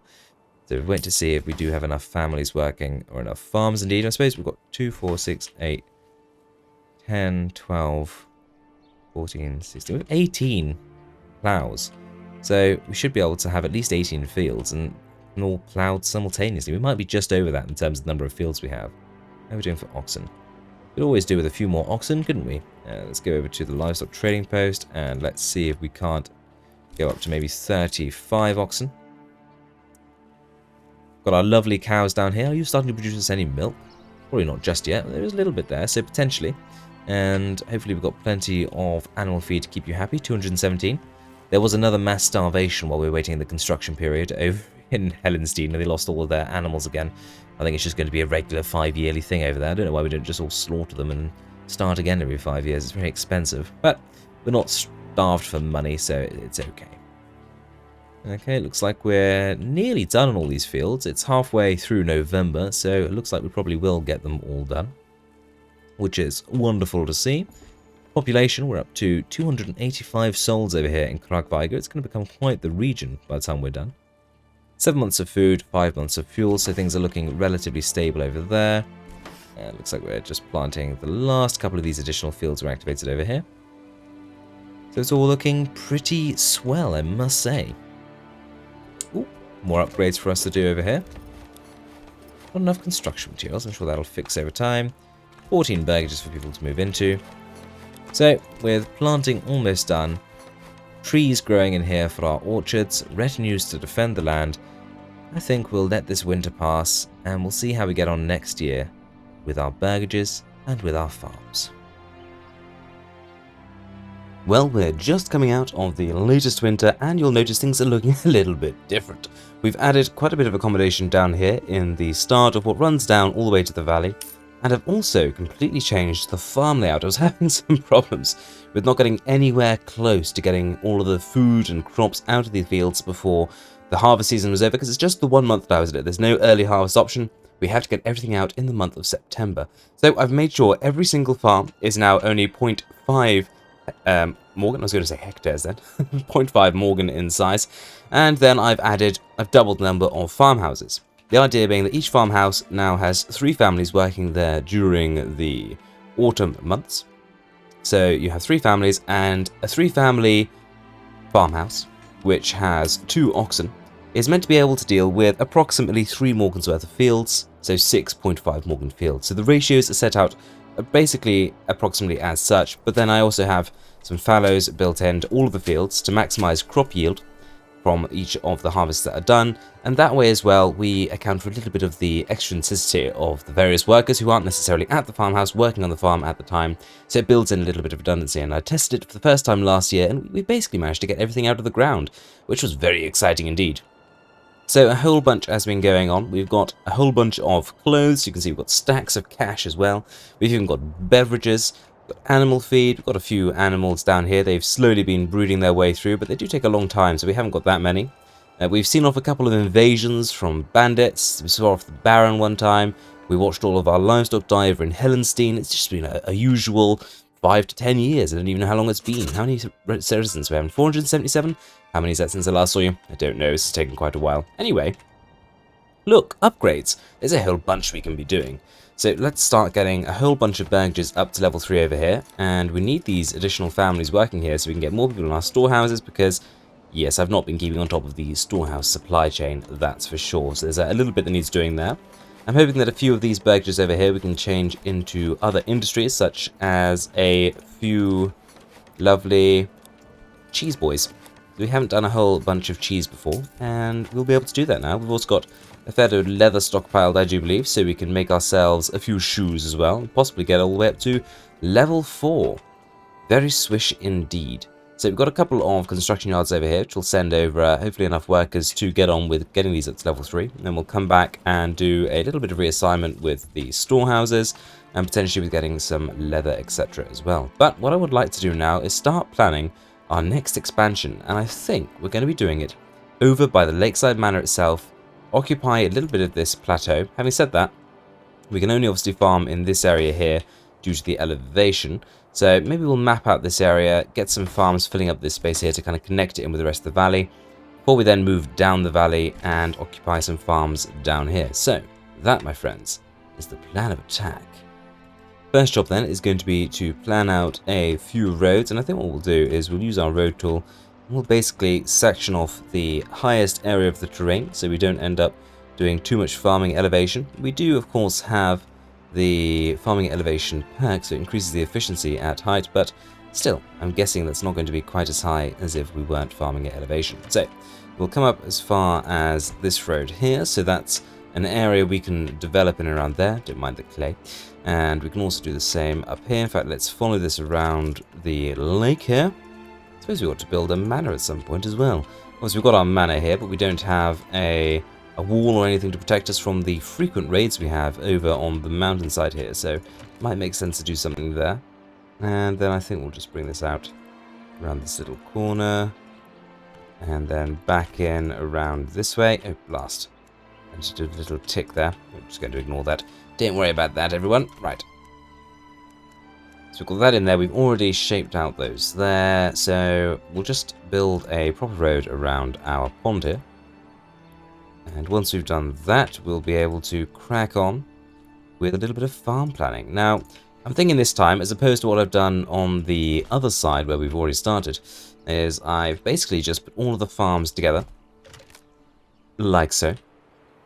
And then I've just chucked in farm buildings wherever I can. In fact, these are some additional ones here. Took a few fields out here to get some more in as well with the farmhouses. And we did struggle, as I've said, with getting everything harvested. So the closer the farmhouse can be to the farm, the better. With that in mind, I think when we're doing it over here, we almost want to plan where we're going to have a farmhouse and then a field around it and build it that way. We, of course, will need people to work at these farms. And we do want to set up ourselves a little manor castle. I think what we might do, though, is basically just have the manor castle surrounding the lake. So we'll have an entrance in here. We'll come around this side and around these two as well. So as we have so often done, I think we'll set up a perimeter road that will be outside of the manor grounds, and it'll just tell us where exactly the walls are going to go. I don't think we need to have any buildings inside of the manor this time. When we've done the obviously enormous Helenstein over there with the entire protected city within inside the walls, and I think over here we'll just go for something a little bit different. I mean, after all, as we've said, this is going to be my residence, my home away from home, where I can get away from people. And although I do have a private walled section over in Helenstein, I tend to keep the gates open just to help with traffic management, really. And over here, I very much want to keep things a little bit more private. Okay, and then we'll follow this road through to this outer one here. And then we'll curve back in from this one. Don't want the wall to be too close to the manor, because I want to have a decent view over this hill. There we go, and I think that just about plans that out. It's an absolute scroll of roads over here, isn't it, at the moment? I don't mind having a few baggages up and against the walls, though. Although, do we plan farm and then do some buildings as well? Oh, I think we do. Right. Let's just double check on how we're getting on with the level 3 constructions over here. Probably not that fast, because I've been on ×1 speed. Yeah, we've got a few popping in. Right, you are going to become a cheesemonger. I'm going to set up some limits here. Oh, or maybe not. You're fine. And you will become a foot boy, by which, of course, I mean a bootmaker. And you, sir, shall become a bakery. And we'll set you up making plenty of breads. Wonderful. So that's going to get us a little bit of everything on the way. I'm going to avoid upgrading too many more baggages over here, just because we've got these additional spots for people to move into now, which is, we've got 90% approval, so plenty of people moving in. But what I don't want to do is completely jam up the construction chain with available living space over here, and then stop us from settling afresh in the region over here. Same region, but in our newly planned area. Let's start then with this space in here. So that's the outer wall area here. Oh look, large village. Very exciting. That's the outer wall there, and we've got this space to build in before it's high elevation here.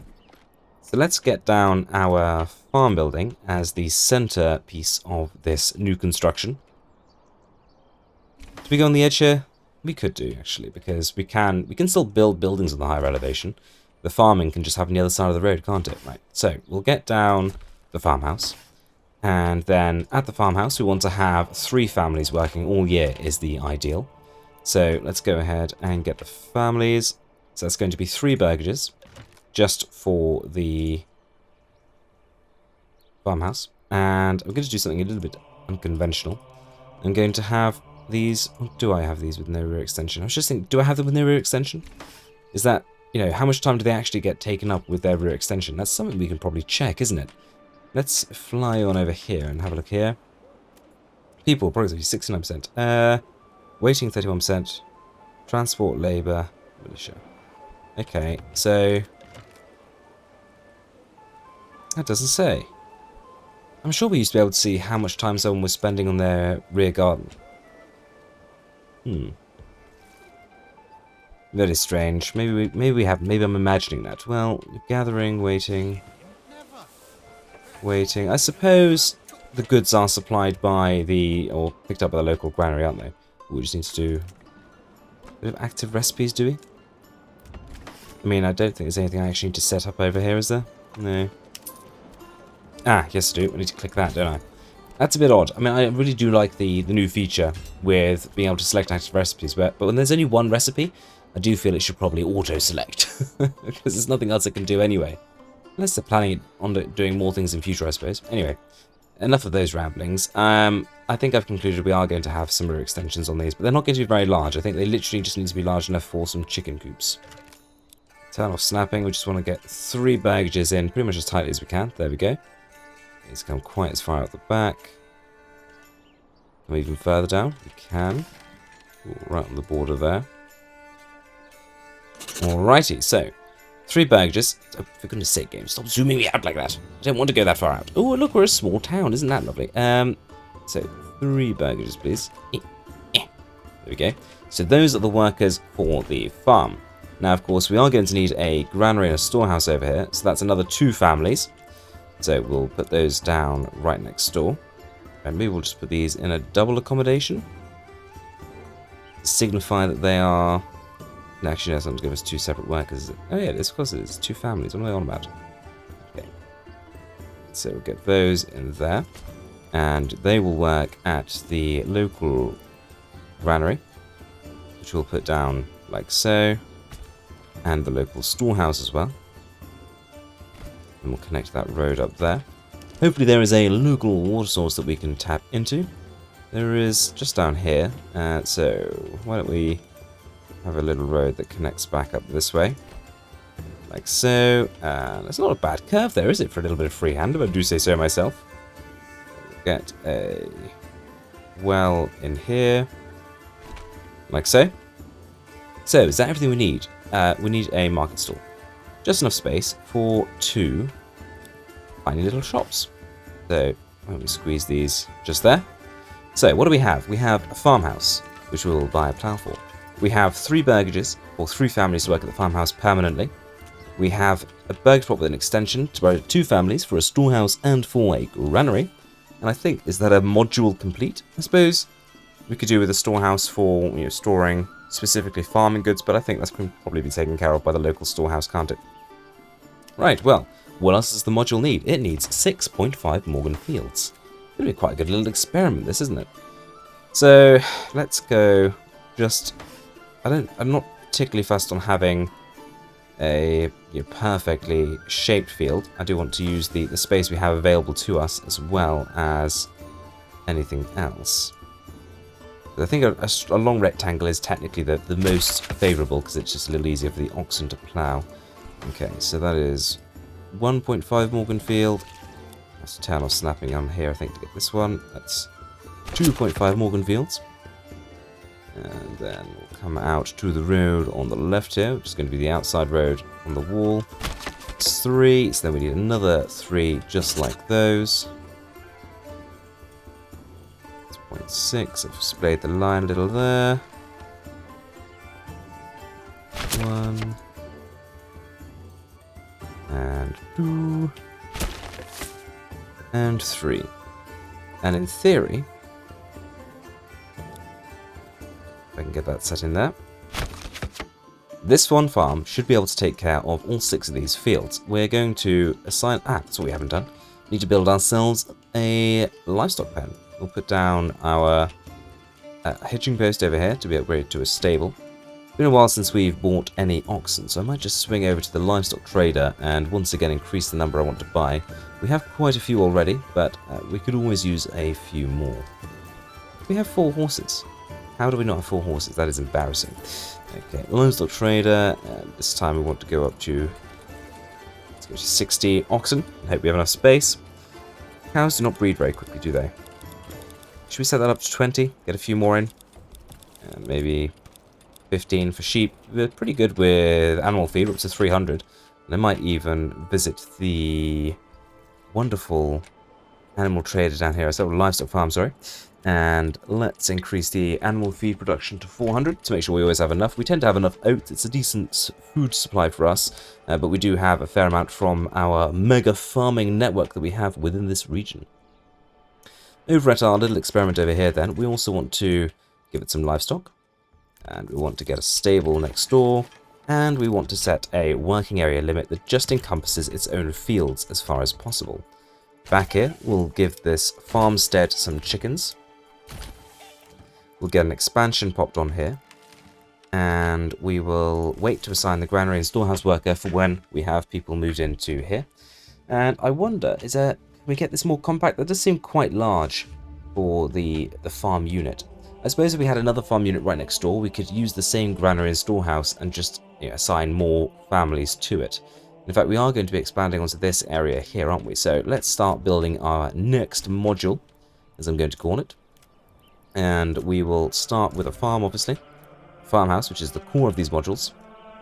And where are we going to put this? We fill in this space here, or do we come up onto the top road again? So how much of this space do we want to fill? We could fill this space here, couldn't we? These are going to be a little exposed to raiding parties as they come in, but here's what it is. Looks like we've got a bit of space up here, so we'll get a farmstead down here. And then repeat the process. So we need essentially space for 5 families. Don't necessarily have to put them in the same configuration we just did over there. 1, 2, 3, 4, 5. Lovely.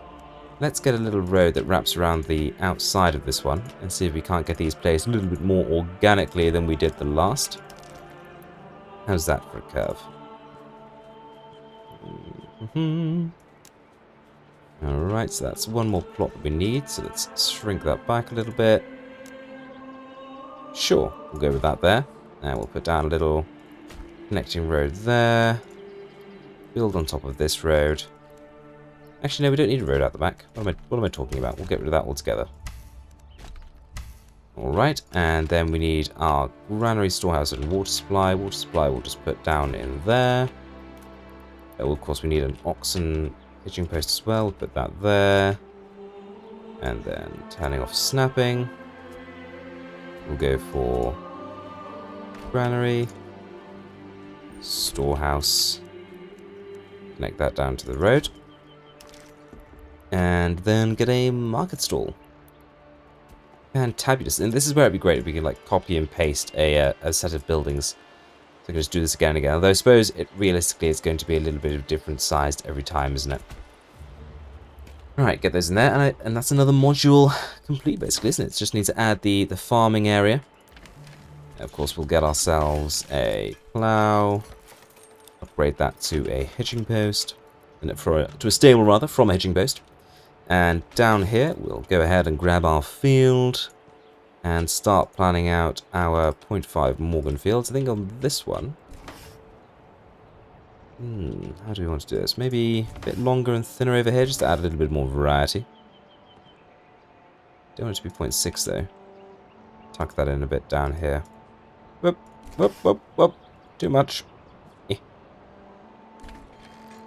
Might turn off snapping just to get that sat how I want there. Sure. So 1. And then second one there. Again, these don't need to be perfect, they just need to look reasonably good. That's 3. I know I'm chopping down a lot of trees, but you know, it is what it is. And then there's a bit of space to fill out here. Take that one tick further there, shall we? For that 0.5, and then how big is this in here? 0.8, far too large, so we are going to have to shrink that down a bit there. Still 0.6 there. Turn off snapping and just bring that up a touch further there. 0.6 again. Very well, our first departure from absolutely keeping the field the right size. And we'll get this area set up here as well for a working zone. Much, much closer than it would have been on our other farms we've got over there. And indeed, we are coming up on August. So September is not far off in the new harvest region. Season, rather. And it's going to be a little while till we have families moving in here. Although we are down to 17 available spots. I say down to. That's still quite a few, isn't it? We'll just flit on over here. Check how we're getting with the additional movings in. And we'll assign a couple of families to work at the local storehouse to at least pretend like we're starting to take care of the supply chain issues. And what else can we do? There's a storehouse down here. We can assign a couple of workers to that, can't we? Once again, pretending to take care of the issue. And we'll see general assignments for workplaces reshuffle as we get to autumn, because over here we do have seasonal hiring enabled in a way that we don't have for our new farm modules we're trying to set up. I do like how the fields kind of cascade and make use of all of the space here with the settlement atop the hill. Very pretty, if not very uniform. I love it when they leave carts in the middle of the fields. I feel that just adds like a layer of realism, and I love the vibrant blues. You know what we need? We need sunflowers. I want to be able to grow sunflowers. That'll be a fantastic crop. It'll be nice and tall, bright sunbursts of yellow, and give us sunflower seeds as another crop type. That would be great. So, endless opportunities. Endless opportunities indeed. Okay. Right, well, I think what we'll do then, we've got space in here and in this gap here, so let's go ahead and build our third module. And this is where things get a little bit funny, because we're going to have some of the farmsteads overlapping in terms of work area. I don't think that's going to be a huge issue, so long as the workers can keep on top of everything they need to do. Let's make this one look a little bit different. Let's have the road come behind here and come down on an angle like that. Water, there's plenty of water nearby. We'll get a market stall down in here. And then we'll put down our hitching post in there as well. Boop, just like that. Granary and storehouse on the slope here. It's a little further along than I intended it to be. We'll just replace that one. So we get that there. Storehouse next door. And then it's on to burgages. And let's see if we can fill out this space here. In fact, let's have a straight 3 up here for the farmhouse workers, and then a double 1 in here, like so. Ooh, maybe not like so. Like that. Close, but no cigar. Maybe we'll just do this. Up to there and back across. Sure. For a double. Lovely. Another one of those being constructed. Helenstein, stocks are being damaged. It's not great. We're into harvest season. Let's see how everyone gets on. Right, already it's 16, so we're halfway through, and we look to have basically harvested everything over here. Fantastic, that's gone really well. And how about down here? This is where we lost out last time. What are you all doing? Are you all harvesting in the right places? You're all transporting down this way, and how about you, sir? Yeah, you're working down here as well. The 20th, though, and we've not made loads of progress. Oh, but it's happening very quickly now. We have started. My goodness, look at them. They're like ants, absolutely scouring the land. And these as well. Oh, fantastic. I think we finally cracked the code. I'm sure all of you had a long time ago, but I've really been struggling to harvest everything out of these fields since they removed that early harvest option, which I always used to use in the early years of Manor Lords when your crops would just disappear and everyone would starve to death. Well, fantastic. And we're already into ploughing by the looks of things, and it's only the 27th of September. So I'm going to call that a resounding success. I have set up general work area limits for each of these farms to try and give them an approximate zone to work within. Because what I did find, even after I'd done all the reassigning to make sure there were enough farmhouses and 3 families working at each, although I haven't actually looked to have done this one, 3 families working at each, that they were, you know, the families in this farmhouse were working on fields over here, and the efficiency that brought is not great, and we lost a lot of crops. But it does appear that that issue has been taken care of.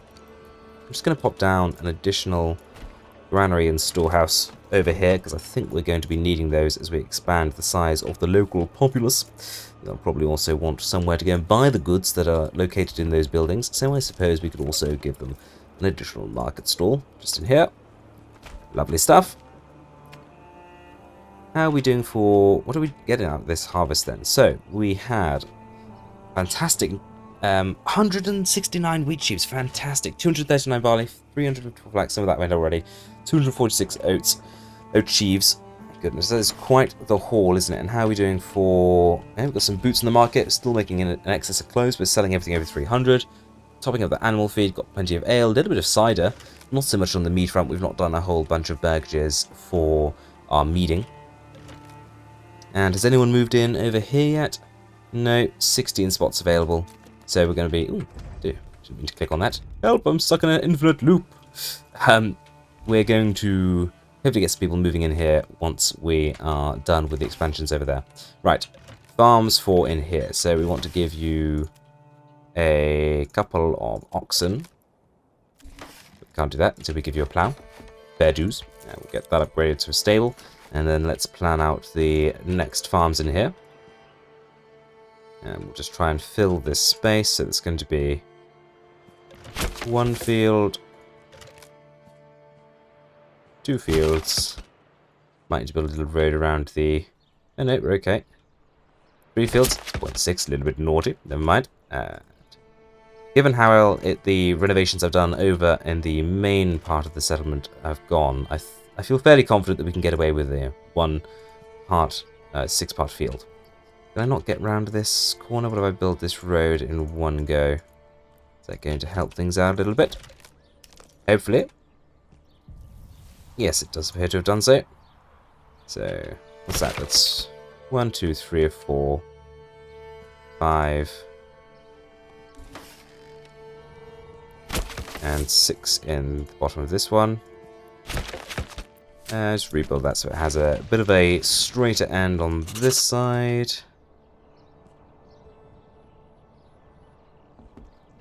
Okay, time of snapping for that last point. There we go. And this farm then will have to have a slightly wider limit for working on these, and it will be slightly overlapped by its neighbours as well. They're not by too far, actually. Okay. Come on, finish construction. Right. Assign you some livestock and give you a working zone. Oh, actually, that's not too bad for overlapping. Grand. Hang on. I've not quite encompassed that one, have I? Right. Yeah, you're going to overlap a bit. That's fine. Hopefully we're okay. I mean, if they're all fairly close together, I can probably slightly expand the circle so they can help out with each other's fields. And we are, you know, filling up the space with them. That does seem like quite a lot of field for 3 farmhouses. I feel like that's more efficient than what we have over here, but maybe I'm just mistaking the scale we have over here for the number of farms in the space. So that's 3 modules. I think we'll set one more up and then we'll call it a day until we've had some families move in. Let's get one then down. Steepness might be a bit of an issue here. Maybe we can get one in there. Not so much there. Let's go here then. So we'll get that in there. And then hitching post in there. Granary and storehouse. So maybe if we have a little road hugging like this. Okay, let's actually start with the burgages then. Oh, is it too steep for burgages here? I see. Well, in that case, we might be in for a little bit of trouble. Might have to go on this side then, with the burgages. Okay, let's put them tight to this side then. There's no point in them having large rear extensions because they are just going to be farm workers. So we go 3 burgages in there. A double width in here, or 2 next to each other, for the granary and storehouse worker. Like so.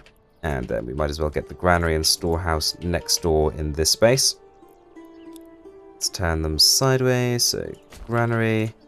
And just about fit the storehouse there. A bit of dead space in there. We might get a field in there. In fact, we'll move the storehouse out of the way, just so we don't preclude that possibility. And put that to here. The little road connecting the 2. And then market stall wise, we'll fill in a bit of space here behind the farm. Lovely. Any local water? Get some in here for the manor anyway. And then 6 fields, so get 1 filling up this space here. Oh, 0.6. I think that'll be fine for our first one. So 1. And a second here. 3rd here. Sacrilege if we didn't fill that space, even though it is 0.7. So that's 4. And then we'll get 5th in this space here if it's not too steep. Okay, let's just try up here instead. Yep. And 6 in here. Could do a bit bigger than that, I think, can't we? How far can we get before steepness becomes an issue? That far. Lovely. Working area for you, dear sir. So you've got 1, 2, 3, 4, 5, 6. So yeah, you're going to be pretty large in terms of work here, actually. Lots of overlap with that one. And then got your hitching post upgrade to a stable. Lovely, so quite a few farms here, ready to get active once we had a few people move in. Indeed, we already have people moving in, so we'll let them all move in, and then once they're all moved in, we'll start assigning some jobs and assigning some field rotations. Sounds fantabulous to me. So, enough families have moved into this little set here that we can apply our experiment. So we're going to assign our first 3 families here to the lovely local farmhouse. Like so, and then we're going to assign the families here to the storehouse and to the granary respectively. Fantastic. Don't really need to have those as large buildings, but I suppose we could upgrade them for the sake of it. We'll speed time along. No, we won't. We'll keep time slow. We'll come over here and let's do some crop rotation. So got good wheat fertility, so we'll go wheat and barley, and oats share the same fertility, so let's go wheat oats over here. And we'll do the same, so wheat and oats, and then same here, oats. We could go for a 3 rotation, but then the wheat doesn't completely recover every year, so we can avoid that, and we will, and there's no need to do any more than we have to. We've got plenty of resources over here, and plenty of land that is fertile. Okay, so those are our rotations set up there. We have a farmhouse with 3 families working it. We have 2 oxen available, although one of the families is unwell. What we might do is actually reassign this family to work at the storehouse and take the storehouse worker here, warehouse worker, and send them to work at the farmhouse. So we have 3 families. And off we go. Let's see how they get on. I know it's March, so we're a little late in planting, but we should still be able to get the crops into the ground and at least partially grown. We'll see how they handle working in their own small area here in these 6 fields. Why are you ploughing by hand? The first mistake you've made. You just go and get an ox, please. You have 2 livestock assigned. Where are they? And why are you using them? Where are you going? To get some water? Fair enough, we'll upgrade that well for you. Oh, there we are. You are now using your ox. You've remembered that you do in fact have 2 of those. So they're cracking right on. Let's build an extension on this property, I suppose. Why don't we get some honey for some local affinity for our farms, and then we'll upgrade these 3 baggages, well, just because we can. Goodness gracious, where have all these oxen come from? Have they come from other farms? There's nothing else in this circuit with employees. Sus. Yes, it's not even these guys that are doing the ploughing. I think maybe we've got some other farms, some errant farms that haven't got a... yes, you do not have a zone set up? You do not. Okay, so that's why you've got people over here. So we'll set you up working there. And is it the same with you? No, you have an area of work area set up. I suppose a few farms that don't have a work area and go and help out wherever isn't the end of the world. It does slightly get in the way of our experiment. So, alright. Are you back doing your own job now? Well, you are sowing at the very least, even if none of you went and got a plough. I suppose what probably happened is that other farms already had the assignment, so they came over and just got right on with it. Lovely, we'll get that all planted up. While they're doing that, why don't we come over here and do a little bit of manor planning. We'll open the castle planner, and let's build that wall, protecting the inner sanctum. Just get our first gate in like that, and then we'll wall around here to this gate. Stop there actually, and then build the gate separately, then come round again. Do the same. Then finish off this section through here. Going back to that first gate over here. Lovely. And we'll add a few outer towers for an added bit of spice. Because we do want my, winter residence, or my summer residence even, to be well protected. Should we have any brigand attacks? We know we do get a few over here. Okay. And then we'll upgrade it all. Or should we have a tax office over here as well? So I can keep all my wealth stored over here. Put this down just there. And then garrison tower we'll put over here, overlooking where we actually have occasional bandits appear. So it's nice and near, so they can all steam out of there. I don't want them staying in my house. My house is over here enjoying its lakeside view, thank you very much. We'll upgrade it so it's lovely and stone built. Upgrade the garrison tower. In fact, why don't we have the garrison tower in the wall? I think it always looks nice when it's in the wall. We'll do that. Okay. And we will go ahead and get a palisade on the wall as well. Because we could always choose to station a unit of archers up here, for example, to aid in defense. Let's just make sure all these walls snap together properly, so we don't have any odd gaps running through what is our very own residence. I'll have to do that here as well, I suspect. Do you know what? They say that the game's tooltips, not necessarily a person, does say that you are able to, or your towers that you build, like this one, are able to, oh dear, saving? Oh no, we're okay. Fire little projectiles out at enemies as they come in. Can't say I've ever seen them do that, so we'll have to take their word for it on that. If any of you have actually seen that, let me know in the comments below. Be interested to find out if that's something people have actually noticed happening. Alright, rebuild that section of wall. It's going to be quite the project this. We'll have to actually see how much dress stone we have set aside over here. We've been basically just selling it because we've not had any real reason to keep hold of it. Over here. Come along. I want you to connect. Such a headache. There we are. You there, you there. That all looks like it's clicked in together properly. Keep working our way around the perimeter. Oh, say, lovely job there, Governor. Looking quite nice, all things considered. Lovely spot for a bit of summertime. Relaxing, I suppose. Righty. Just connect that together and huzzah. That is the plan. What do we need? Well, we need a lot more planks than we have. We're okay for stone, actually. We need mortar as well. So, mortar and planks. I'm sure we can take care of that. I can't leave the castle builder. Uh-oh. I think because I've increased the UI size, it's too big. I can't get to it. It's off screen. Standby caller, we're having some technical difficulties. There we are, problem solved. I don't know what happened there, because actually if I go back into the castle plan now, you can see it all scales correctly, so very strange indeed.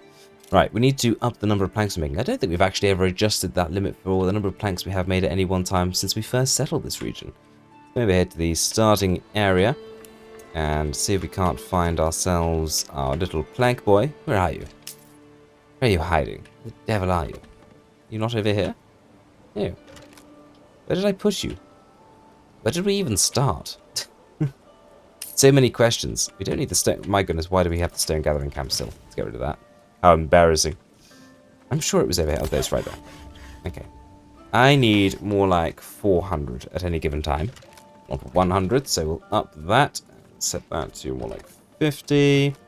And we also needed mortar. Now, we could make mortar ourselves. We just never bothered. So, let's go ahead and get ourselves a... You know what? Actually, we've got 16,000 coins. Let's use our coins. We'll buy some mortar in from our neighbouring regions instead with our one trading post.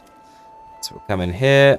We'll import 300 or 500 or something like that. I'm sure that'll be plenty. We could even import some planks, couldn't we? We're so stacked for cash. Right. Let's get up to like 500. Why not? I got money. I'm going to use it. 9 available bag spots. Plenty of upgrades we could be doing. Let's just double check. Are there any level... Oh my god. How have they still not fixed this bug? There's no upgrade arrow indicated above these burgage plots. I'm sure they'll get there one day. Do the devs just never play past level 3 burgages? Is that what it is? So they've never found the bug? Is it like a really hard bug to fix? It's really bizarre. Alright, so we've got a whole bunch of upgrades there, because it would be nice to finally get some level 4s on this map, and maybe even get our lovely residents up to the large town settlement level, which is not something we've done before on this particular playthrough. In fact, I don't think we've done that in the new update. This will be our first time. Took us a little while. I know I didn't want to necessarily upgrade all of these, but I'm going to get a few in here just because I would like to get to that settlement level. And then we can crack back on with the farming renovations and with construction of the manor. It's a view, isn't it? Helenstein in the background and construction of our first level 4 burgages in the foreground. Helenstein will be green with envy for the level 4 burgages of the Kargweiger mega farm. Let's get a second church down, because the region is becoming quite spaced out, and if you want to go and pray, it's a long way to go all the way over there. So I think we're going to get ourselves a little level 2 church over here. We don't want this to be anything too resplendent and to take away from the manor, but it would be nice to have it somewhere on a cliff edge. We go in here? This might be a good spot. Sure, we'll go in here. Maybe we'll make it a level 3 church if it's a little bit further away from the manor. We'll have to wait and see. Right, we'll get a couple of roads linking this in with the surrounding road network. Like so. Maybe down here as well then. Okay. Grand stuff. Time is absolutely flying. Everything's gone quite nicely over here with these dwellings. We'll get that upgrade in there. And I'm imagining, although the overall situation is still dire, The actual assignments in terms of keeping these two supply house, store, I've developed a stammer, and granary are relatively okay. Looks like we're starting to get people move into this one as well, so we'll be able to bring these online. Oh, we've actually finished moving into these ones over here. Right, okay, so you can go and work at the farm. So can your neighbor. If I can actually click in the right place. There we go. And your neighbor as well. And then the last two of you to the granary and storehouse. We will leave these as smaller ones just to see if it's even needed to have them as large. And then we will get the burgages, some chickens in these ones here as well. A little bit of food and eggs from those, and we'll just give that to all of you. And then let's go ahead, and it's June, so we don't want to set the farms up this time, but we will set the farms up ready for after the harvest. So once we get through to October, we'll set a rotation up on those, and we'll see about doing the same for these here if we can. We'll move into this area. Buy an ox, because why not? Oh, that church is nearly complete. Let's get that straight up to level 2. Well, we knew it could happen. And yes, we are right on the edge of the map here. So we are a little bit exposed to enemy action. They should come straight to our retinues here, which is why we have the retinues placed here. And let's go, and it's not much too far. Let's just take position up here. Ready for them to come in. And we will keep a balanced mode. With 2 units of heavy infantry, I would hope that we don't take any casualties, or at least we take very few casualties from a band of raiders such as this. Just 3 units. 1 unit hasn't gone to go and raid, has it? That would be very distressing. No. Looks like we're okay. Right. Ah, there are 4 of them. Right, here they come. Our retinues stand strong, and hopefully we'll be able to absolutely smash them. Outnumbered slightly though we might be. We will set ourselves to stand our ground if we start losing numbers, but I'm hoping it's not going to be necessary. We'll just try and hold the line by the manor here. Of course, this will be even easier once we do have the manor walls constructed. We won't have to fight them on open terrain, and we'll be able to take them on 1 unit at a time instead of being swarmed as we are here. Just reform the lines. Like so. Oh, don't get your backs open, men. Right, you stand your ground. So you don't keep turning your back on the enemy. 1 unit broken. Let's retreat. We've lost a man from this retinue. We'll use the manor as defensive structure. I think the Kargweiger retinue is slightly less experienced than the Helenstein. It is possible they are just a slightly weaker force. The Helenstein retinue are also getting bashed a little bit. Right. Let's push forward with the Helenstein retinue and see if we can't aid our Kargweiger colleagues. Set them to stand their ground. Lovely. Let's see if we can't take them out with a final push. Trapped against the wall of my house. Fertilizing the ground around it so I can grow some lovely flowers, hopefully. Very thoughtful of the dear brigands. 14 of you against all these heavy armored infantry. How have you not run away yet? These are the brave ringleaders that are left over. And there we have it. Victory is ours. Let's send our retinue home. We'll station these chaps here. Thank you for your help. And then we'll just come in and hire in a few new lads for those who perished and upgrade them with some armor. And then we'll immediately redeploy them where they can rest. There we go. And recuperate their strength. And we'll put both of you on the lakeside here. Have a sit down. Enjoy the lake. There we go. How are we doing for planks? Got a few. I don't think quite enough to start construction there yet, though. So we'll have to wait on that one. Let's just double check. Yes, it was just planks now. We're okay for mortar. And so as soon as we have those planks above 400, we'll start construction on that particular project. I imagine we've used a few in our various upgrades that we've been doing. 20 available burger spots. What we should also do over here is add in a few more workers to the large storehouse and granary to see if we can get on top of the various supply issues we're having over here. And okay, let's actually just allow you to have all of those things. Let's It's looking pretty good. Might even need another storehouse over here. So we shall get one ready just in case. Maybe we'll put it just up here. Grand. How far are we? 6 out of 15 for the level 4 or higher. Is there still a few level 4s being built here? There are indeed. That's why. And there'll be a few more families to move into those once they're done. So there's hope for that yet. How are we doing for fruits? A little low. We don't have a whole bunch of fruit production here in Kargweiger, so potentially that's something we might have to buy in the future. We've got plenty of money, so it shouldn't be a problem if we do end up having to do that. Got a smattering of wells around here, so anywhere we see them, let's make sure we're getting them upgraded to stone wells to make best use of the land. Good, little upgrade to pop in down there. And a few families moving in over there. We can get some upgrades here too, to level 2. Okay. We need to get a family working at this church. Oh, that was the wrong button. I guess we are going level 3. I had actually intended just to get a family in there to work on maintenance, but I guess we are just going straight to level 3 with that church. Never mind.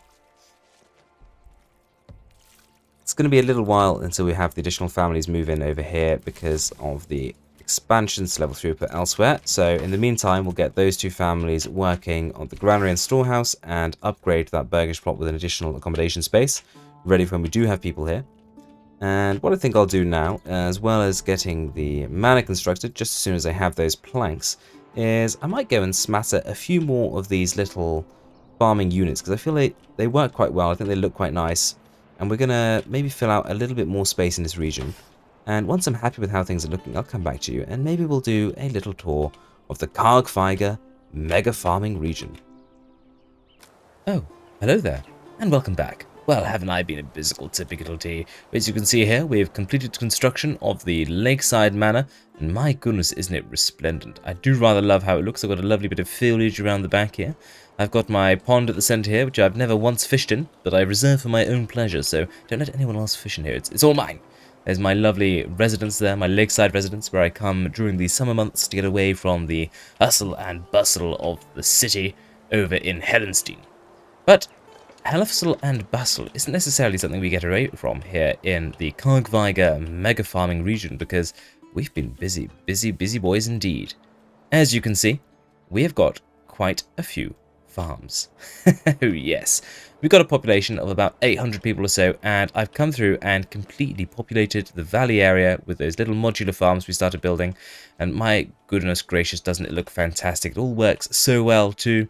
All the resources get harvested, they all get used, and we're actually exporting bread. That's how wealthy we are here in the Kargweiger mega farm region, and it's crowned up here by a gorgeous church with some budding orchards planted all around it. They're going to look fantastic once the blossoms get on there. Game's definitely slowed down just a little bit, but that's to be expected given the mega size of this region here. I just can't get over how beautiful all these farms look. I definitely like the small modular farming way of doing things. I mean, up here with the larger farms, I like this as well, but it does give a bit of a bleaker landscape. It's like the settlement is all in one place, and then you've got all your farms in the surrounding area. Whereas over here in the valley and on the plateau there near our lakeside manor, you can see that we have little pockets of civilization all throughout the field, which I think is a little bit more realistic, and it looks fantastic too. Definitely a bit more of a diverse village settlement and layout. Not something I've done before, but something I've very much enjoyed. We also got up to the large town settlement level. We've got a whole bunch of level 4 burgages up here in the production district. This is where we make all of our beers, our clothes, etc. And it's generally just a good time up here. It's the premium residences that look back over towards the Helenstein capital.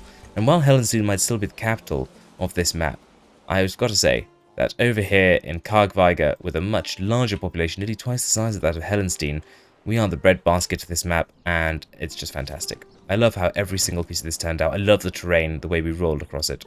Right, with all that said, I think it's time we went for a walk, don't you? Let's start down by the river.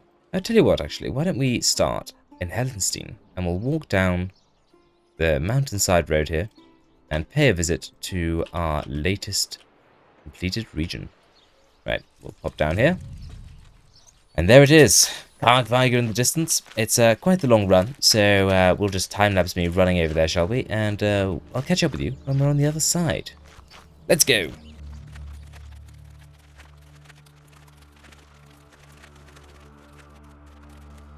Well, slight unexpected problem. We've become anaquatic. We've come down here where the bridge supposedly reaches all the way to the bottom, which we can't walk across, and it's too steep for us to get out. Oh dear. Oh man, lords, you do make me giggle so. Right, technical difficulties. Loop. There we are, safely across the other side. Definitely no teleporting happening there. Nope, I just I learned how to swim, and then I learned how to not metaphase through bridges. So it's all good. Let's just head up here. Can I get up here? Is that too steep? It's too steep. I should probably use the roads, shouldn't I? But I'm so impatient to go and view our new region. In fact, is this road that I've built even usable? That'd be hilarious. It's usable for me, although I would say it's more of a mountain track. Ah, look, you're well equipped. You've got yourself a little walking section. Trade? Trade? No. No, okay. Very well. Grumpus so-and-so. Right. Helenstein looks fantastic over there. But I expect nothing less. What is that? That is a sheer rock face. Oh, look, a cart. With a questionable... Is it become hay? Very strange. Ooh, oats. I do like oats. I have those for my breakfast over by my lakeside manor, along with some bread. And if I'm lucky, I have a few salted beef things as well, otherwise known as just beef, I suppose. Steak, that's the word I was looking for. From my lovely cow herd over here, which, due to the amount of oats that we grow here, I can actually keep alive, unlike in Helenstein, where I get them, for 2 or 3 years in a row, and then all the animals starve to death. So we have to start over again. Over here, we managed a bit more of a balance. Oh, some gorgeous flags down there as well. Does it look like rain? It does look a bit like rain, doesn't it? Oh dear. Very dark clouds over the head as I top the hill over into Kargweiger proper. There's Helenstein all the way back over there, looking fantastic, perched atop its own cliff. And if we wander through the fields here of Kargweiger, let's go and take a look at our level 4 burgages. Hello, Marion. How are we today? A bit stuck, Marion? I thought this problem was fixed, Marion. Why are you glitching, Marion? We're gonna leave Marion to it.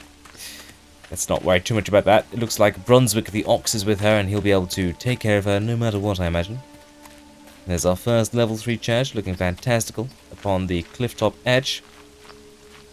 Here, on a clear day, you can hear prayers from one church being sung in the other, and sometimes the congregations even try to sing together in the same song. Never once heard it where it's gone well, but they try, bless them. Hello, you here to trade? Have you brought me any nice cakes or something? I do like cakes. It's not something we have here in Manor Lords, and I wouldn't mind them. You can buy in that Lebluk and whatever thingamabob stuff. Let me know in the comments how much resounds that. Don't have a cluesies. Oh, hello again.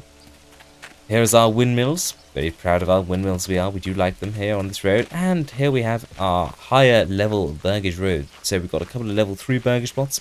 And we've got a couple of level 4 burgage plots over here as well. Got a cart parking outside one of our granaries. I never really noticed that before. That's fantastic. Windmills spinning along without a care in the world. And everyone just generally busy about their business. What's up, Fred? How you doing? Make sure to clean out my chamber pot, please. I don't want to see it full when I get back to the manor tonight, or there'll be hell to pay. Ah, the level 4 quarter. Did she just pick up a bag from that pile? Such realism. Can I go in here? Ooh, I can. It didn't hit my head either. Very nice. Well, this certainly does look lovely. I think we should go, though, and investigate the farms themselves and have a little look at the cascading landscape down there. And then I think we'll finish off by paying a little visit to our very own Lakeside Manor.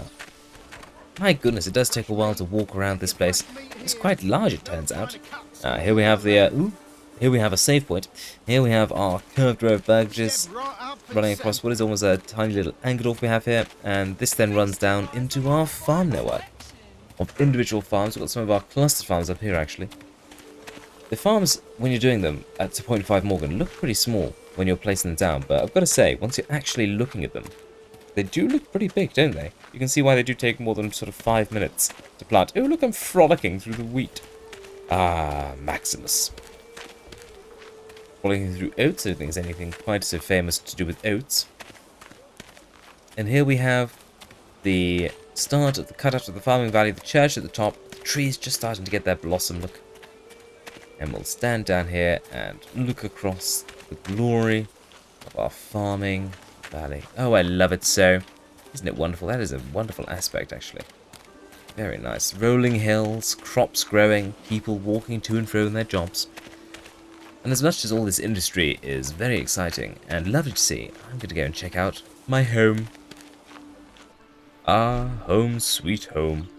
Garrison tower over there so I can keep the retinue that, to be honest, after they've been training rather smelly, away from my personal residence. And here, hidden amongst the trees with, don't mind the tree that's inside, I've got to get that taken care of. I like nature, but I don't like it that much. And here's my house. Do you like it? This is a tax office. This is where I keep all the money that I've liberated from my peasants. And this is my lake. This is where I bathe with all of my wives. With my wife.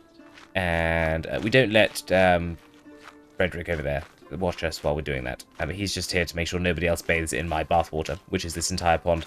Occasionally we get nibbled by the fishes, but you know, it all keeps you nice and healthy, and occasionally we spear one and have it for tea. We play amongst the reeds and all sorts.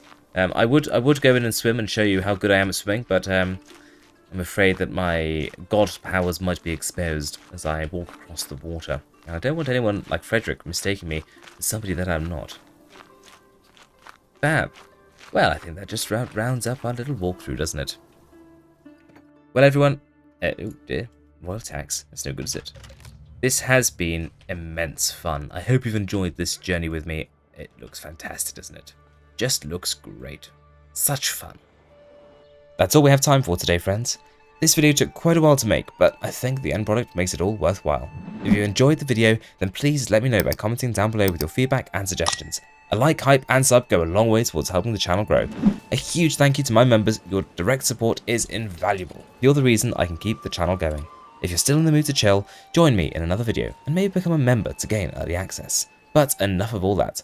I've been Typical T, and this has been Manor Lords. Cheerio!